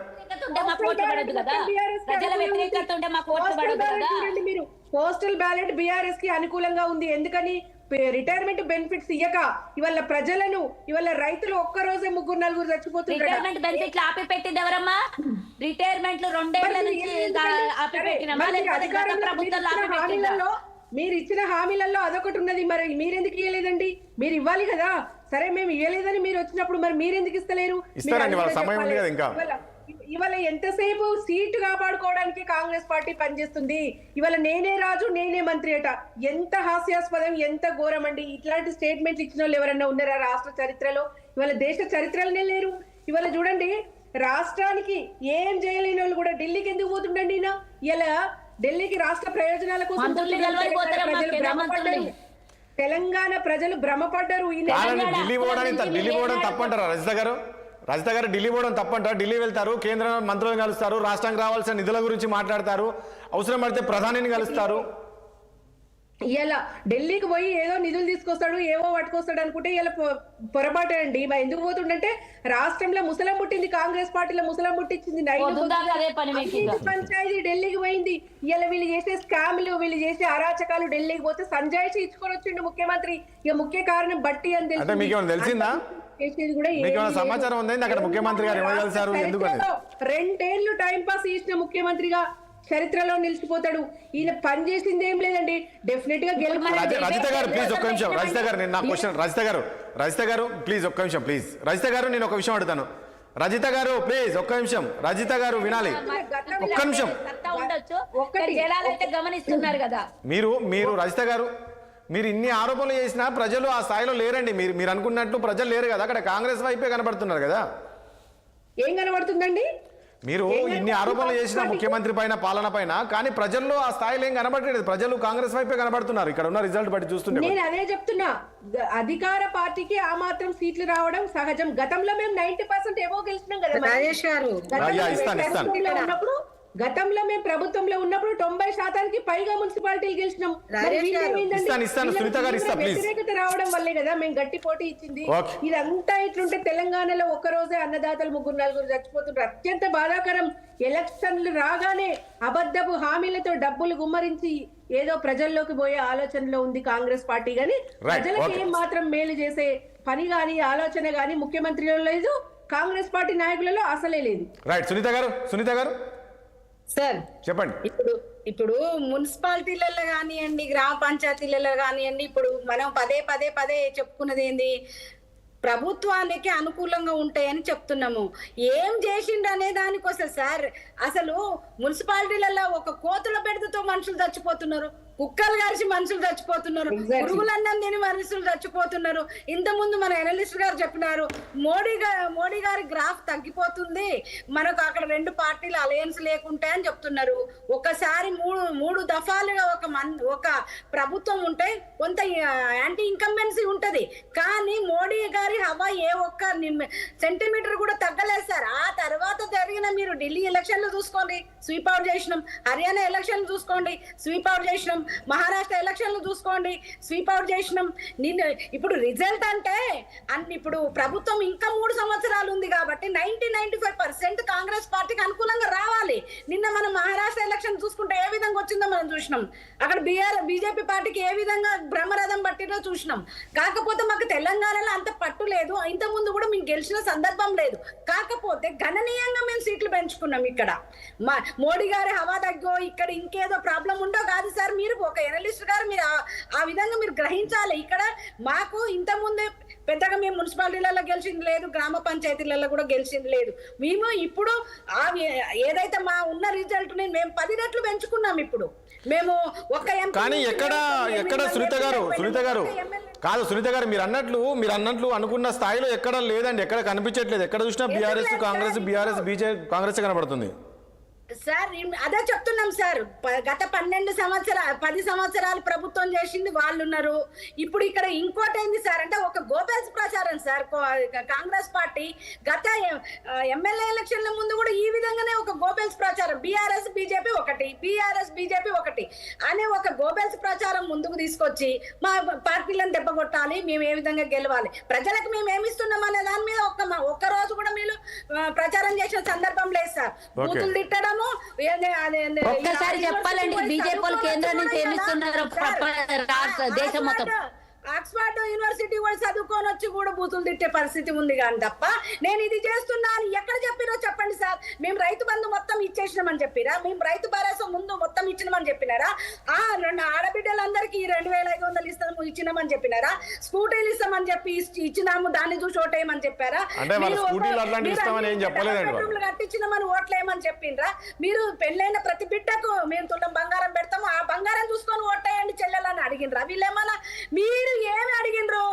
బీఆర్ఎస్ బీజేపీ ఒకటి, వారితో తొండలు ఇడుస్తా, కారం పెడతా, కాగుతా, నేను వచ్చేసి చెప్పుల దొంగలాగా చూస్తున్నారు నన్ను, ఈ విధమైన మాటలు మాట్లాడుతా ఉన్నారు. కానీ ఎన్ని మాట్లాడినా ప్రజలు కాదండి. నేనేమంటున్నా సునీత గారు, మీరు ఎన్ని మాట్లాడినా కూడా సునీత గారు ఇక్కడ ఎమ్మెల్యేలు, ఎంపీలు, మినిస్టర్లు గ్రామానికి వెళ్ళి మీకు ఫర్దర్ గా రావాల్సిన సంక్షేమ పథకాలు మీరు కాంగ్రెస్ పార్టీకి వేయకపోతే వచ్చే పరిస్థితి లేదు అంటే నిజంగా ప్రజలు నమ్ముతున్నారు సార్.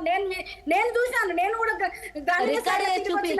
ఎందుకు అంటే సార్ ఇప్పుడు 3 సంవత్సరాలు వీళ్ళు ఉండబోతున్నారు, సంక్షేమ పథకాలు ప్రజలు ఎక్స్పెక్ట్ చేస్తున్నారు, వీరు 6 గ్యారంటీలని అన్ని దేవుళ్ళ మీద ఒట్లు పెట్టినాడు కూడా అదే పరిస్థితి.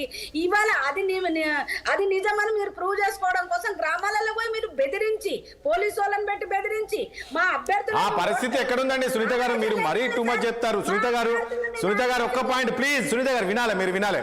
సునీత గారు ఒకటి సునీత గారు ఇప్పుడు గుర్తుపెట్టుకోండి సునీత గారు, ఆ పరిస్థితి ప్రజల్లో లేదండి. నేనేమంటున్నా, చేతుల్లో phone, cell phone, social media ఉంది. నిజంగా మీరు అన్నట్లు ఆ రకంగా భయపడితే వెంటనే సోషల్ మీడియాలో ఉందండి, వచ్చేస్తుంది. ఒకప్పుడు సరే వెనకటికి ఏం జరిగిందో తెలియదు, కానీ ప్రజల్లో అవేర్నెస్ ఉంది, ఓటర్లు అవేర్నెస్ ఉంది. అట్లా భయపెట్టిస్తే ఓటు వేసే పరిస్థితి ఇప్పుడు లేదు. సో వాళ్ళకి నచ్చింది చేస్తారండి. సునీత గారు నేనేమంటున్నా, సునీత గారు ఒక్క పాయింట్ ఇక్కడ, ఒక ఓటర్ని ఓటు వేసే దగ్గర ఆ డోర్ వరకు తీసుకెళ్ళొచ్చండి, కానీ ఆ లోపలికి వెళ్ళినాక అతని మైండ్ ఏదైనా మారచ్చు. అది మనం చేయలేము. సో ఓటర్ని మనం భయపెట్టి ఓటు వేయడానికి అయితే లోపలికి వెళ్ళైతే ఓటు వేయించారు కదా. సరే మీకు మెయిన్ డోర్ వరకు చెప్తారు, సరే మీకే వేస్తాను ఆయన. మీరు బూత్ల దగ్గర పోలీసు వాళ్ళని పెట్టి మా అభ్యర్థులని కూడా పోకుండా పోలీసు వాళ్ళని. నాకు ఒక్క నిమిషం అవకాశం ఇవ్వండి. మేడం గారు చాలా స్ట్రాంగ్ గా మాట్లాడుతున్నారు. సునీత గారు ఎన్నికల గురించి మేడం గారికి చెప్పాలి. సునీత గారు ఒక్క నిమిషం. సార్ రజిత గారు మాట్లాడండి ఒకసారి. సుజాత గారు మేడం గారు చాలా గట్టిగా చెప్తున్నారు. బీఆర్ లో జరిగిన ఎన్నికలకు 2 రోజుల ముందు నేను ఎక్స్క్యూజ్ అడిగిన సునీత గారు ఒక్క నిమిషం లైవ్ లో ఉండండి మీరు ప్లీజ్. ఆయన చెప్తారు, మీరు బెదిరించొద్దు. మధ్య మధ్యలో వస్తుంటే ఏం చెప్పాలి? మీరు డిసైడ్ చేయొద్దు దయచేసి. వారు రాజేష్ గారు చెప్తారు, నేను ఆగమంటే ప్లీజ్ ఒక్క నిమిషం. సునీత గారు ఒక్క నిమిషం. సుజాత గారు మాట్లాడండి. రైట్ తీసేస్తున్నారు పూర్తిగా. ఒక్క నిమిషం సునీత గారు, సునీత గారు ఒక్క నిమిషం ఉండండి ప్లీజ్. ఒక్క నిమిషం, మీరు చాలా సేపు మాట్లాడారు. ఒక్క నిమిషం సునీత గారు, ఒక్క నిమిషం దయచేసి ఒక్క నిమిషం. సుజాత గారు మాట్లాడండి ప్లీజ్. పర్లేదు ఒక్క నిమిషం ప్లీజ్ అండి. ఒక్క నిమిషం అండి సునీత గారు మాట్లాడండి. సుజాత గారు మాట్లాడండి అమ్మా ప్లీజ్. సుజాత గారు మాట్లాడండి ప్లీజ్. ఇప్పుడు రైట్ గట్టిగా ఉంది ఆమెకి ఇట్లా మాట్లాడండి. ఒక్క నిమిషం అండి. మొన్న జరిగిన బీహార్ ఎన్నికల మాట్లాడితే చాలా బాగుంటది ఆవిడ. వారు చెప్పినట్ల తెలంగాణలో కాదు, మీరు బీహార్ లో 10,000 అకౌంట్లలో వేసి డైరెక్ట్ గా ఓటర్ని కొనుక్కున్నది కథ మీకు మర్చిపోయిండ్రా? మీరు చేసే 66 లక్షల ఓటర్లను తొలగించింది మర్చిపోయిండ్రా? అవ్వా, మీరు చేసినటువంటి అరాచకాలు ప్రపంచ దేశాలు చూస్తున్నాయి. అందరు వెక్కిరించినా, నవ్వుకున్నా, తిట్టినా మీరు చేస్తలేరు. ఇప్పుడు బ్యాలెట్ ఓటింగ్ ఉంది, ఎవరు చెప్పినా ఎవరు వినరు కదా. వాళ్ళు లోపలికి ఇప్పుడు యాంకర్ అన్నట్టుగా లోపలికి వెళ్ళేంత వరకు, సముద్రం వరకు, నీళ్ళ వరకు తీసుకొని వెళ్తాం, కానీ నీళ్ళని తాగించడానికి నదిగాడికి బాయికాడికి తీసుకెళ్తాం, కానీ బాయిలో నీళ్లు నోట్లో పోసి తాగించలేం కదా. ఓటర్ని బూత్ వరకు తీసుకెళ్తారేమో ఎవరైనా డబ్బులు ఇచ్చి. బూత్ లోపలికి పోయి ఓటేసేది వాళ్ళ ఇష్టం కదా. ఇక్కడ గెలిస్తేనేమో అధికార పార్టీ ఉంది, బెదిరించి గెలుచుకున్నారు. గ్రామీణ స్థాయిలలో పోయి బెదిరించిర్రు, మున్సిపాలిటీలలో పోయి బెదిరించిండ్రు. మీకు 6 గ్యారెంటీలు ఆగిపోతాయని బెదిరించిర్రు అంట. ఏం చేశారు మరి? రిజల్ట్ వచ్చిందాక ఎందుకు మాట్లాడలే ఈ మాట? ఇప్పుడు సడన్ గా గెలుపు మా దిశకు వచ్చేసరికి ఇప్పుడు వాళ్ళు గెలిపించిండ్రు, బెదిరించిండ్రు, పోలీసు వాళ్ళని పెట్టుకున్నారు అని అంట. మేము పోలీసు వాళ్ళని పెట్టుకున్న దేవుడెరుగు. ఓటర్లను తీసేసి కాంగ్రెస్ కి ఫేవర్ గా ఉండే ఓటర్లను తీసేసినటువంటి చరిత్ర మీరు మాట్లాడారు కదా. ఒక నిమిషం ప్లీజ్. మధ్యలో డిస్టర్బ్ చేస్తారు. మళ్ళీ ఛాయిస్ అడుక్కుంటున్నా నేను. మరి నేను అప్పుడు ఛాయిస్ అడుక్కున్నప్పుడు మీకు రైట్ లేదని ఎట్లా అన్నావు? నేను ఛాయిస్ అడిగినాయనని. ఆగమ్మా, ఆగండి మాట్లాడినియండి. మీరు 20 నిమిషాలు మాట్లాడితే నేను గమనున్నా కదా. ఓ ఎగిరెగిరి పడుతున్నారు. మోదీ గారు 3 సార్లు చేసిన హవా మారలేదు అని అంట. మీడియాని మీ కంట్రోల్లో పెట్టుకున్నప్పుడు హవా ఎక్కడి నుంచి కనబడుతుంది అమ్మా? హవా కనబడదు, ధూళి కనబడదు. దుమ్ము కనబడది. ఆడ ఫైల్స్ లలో కనబడుతుంది కదా, అమెరికా ఫైల్స్ లలో మోదీ గారి పేరు ఆడ కనబడుతుంది, మీ పేరు దేశంలో కనబడకుండా ప్రపంచ దేశాలు చూస్తున్న చాలా కనబడుతుంది. మీరు మేపుతున్న అదానీ అంబానీల పేర్లు ఆడికొస్తాయి. ఎందుకు వస్తాయి? ఒక క్రిమినల్, ఒక పెద్ద దొంగ, ఒక పెద్ద స్కామరు, ఒక పెద్ద రేపిస్టు, ఒక పెద్ద దోపిడి, ఆ వేదలతో మోదీ గారికి ఏం సంబంధం ఉందని కలిసిందమ్మా.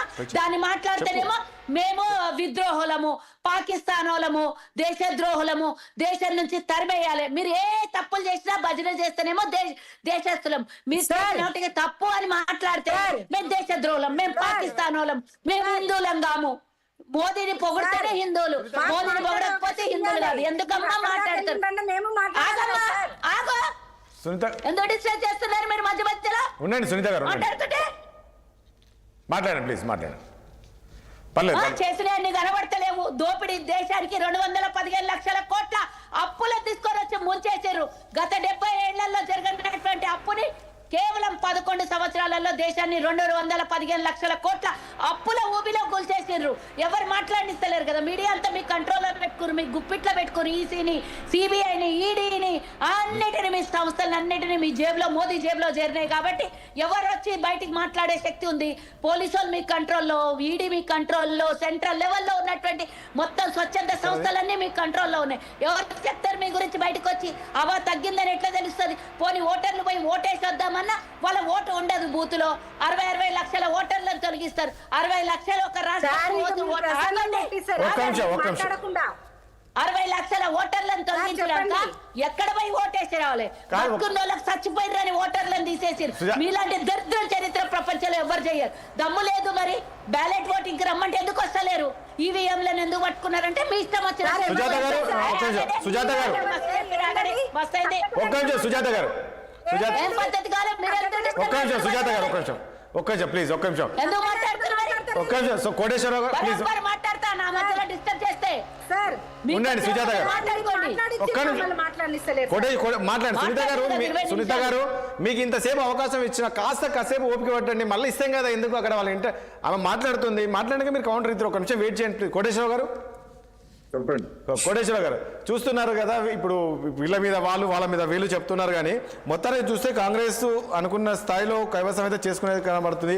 అంటే ఏంది కేసీఆర్, బీఆర్ఎస్ పార్టీ, బీజేపీ ప్రజలకు ఏదైతే చెప్తూ ఉన్నారో కాంగ్రెస్ ఏమీ చేయలేదు మా వైపు అంటే ప్రజలు అంత విశ్వసించలేదు అనుకోవచ్చా, లేక గట్టి పోటీ ఇచ్చింది బీఆర్ఎస్ పార్టీ అనుకోవచ్చా?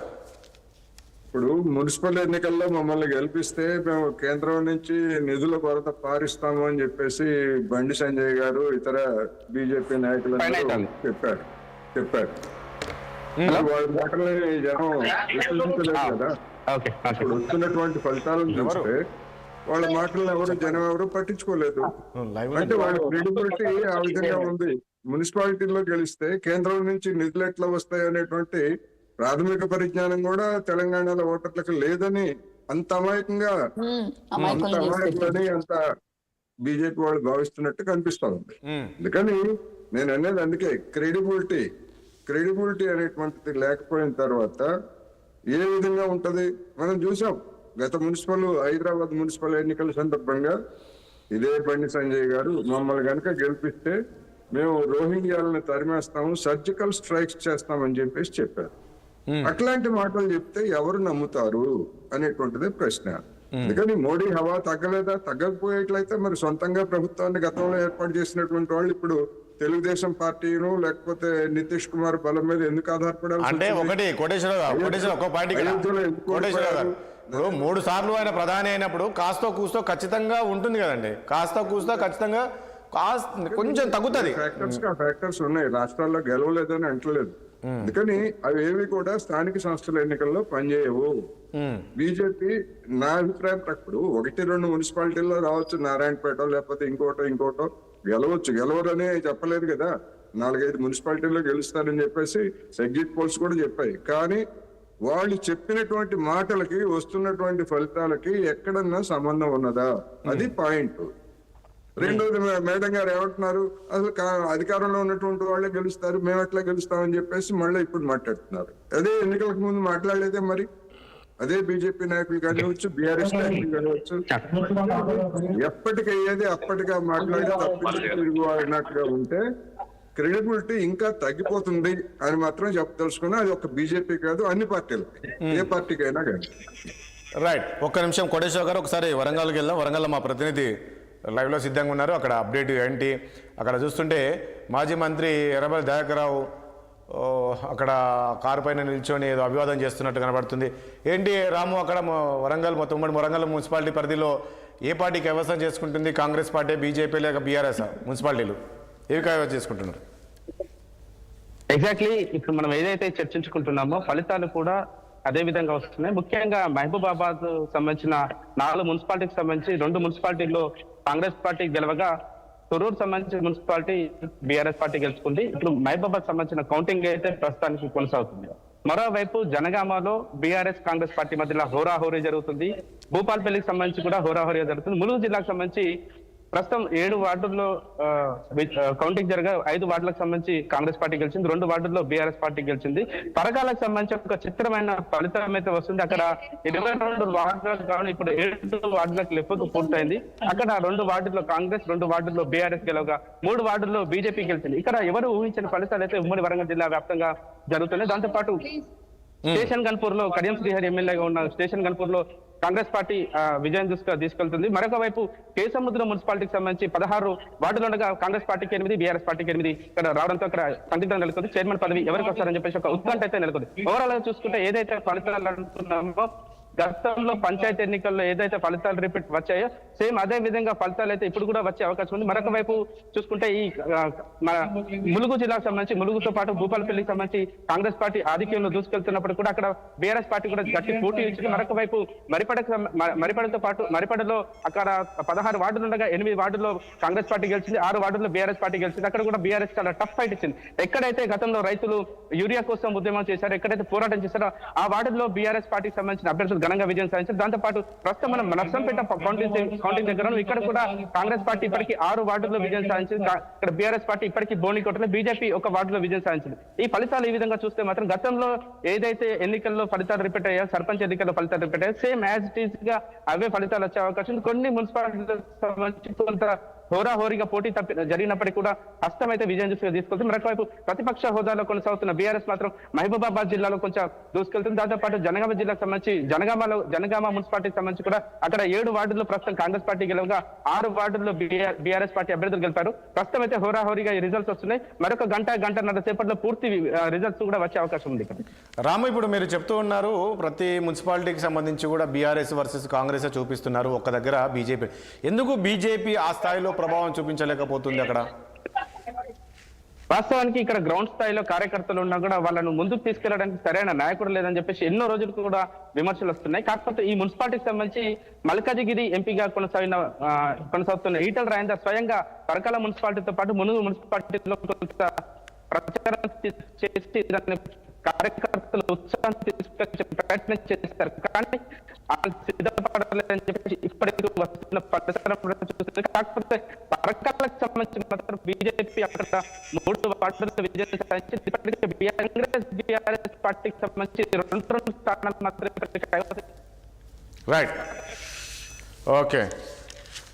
ఓకే రాము, సిగ్నల్ కాస్త వీక్ ఉన్నట్లుంది. మళ్ళీ మీ దగ్గరికి వస్తాను, సంప్రదిస్తాను. సునీత గారు,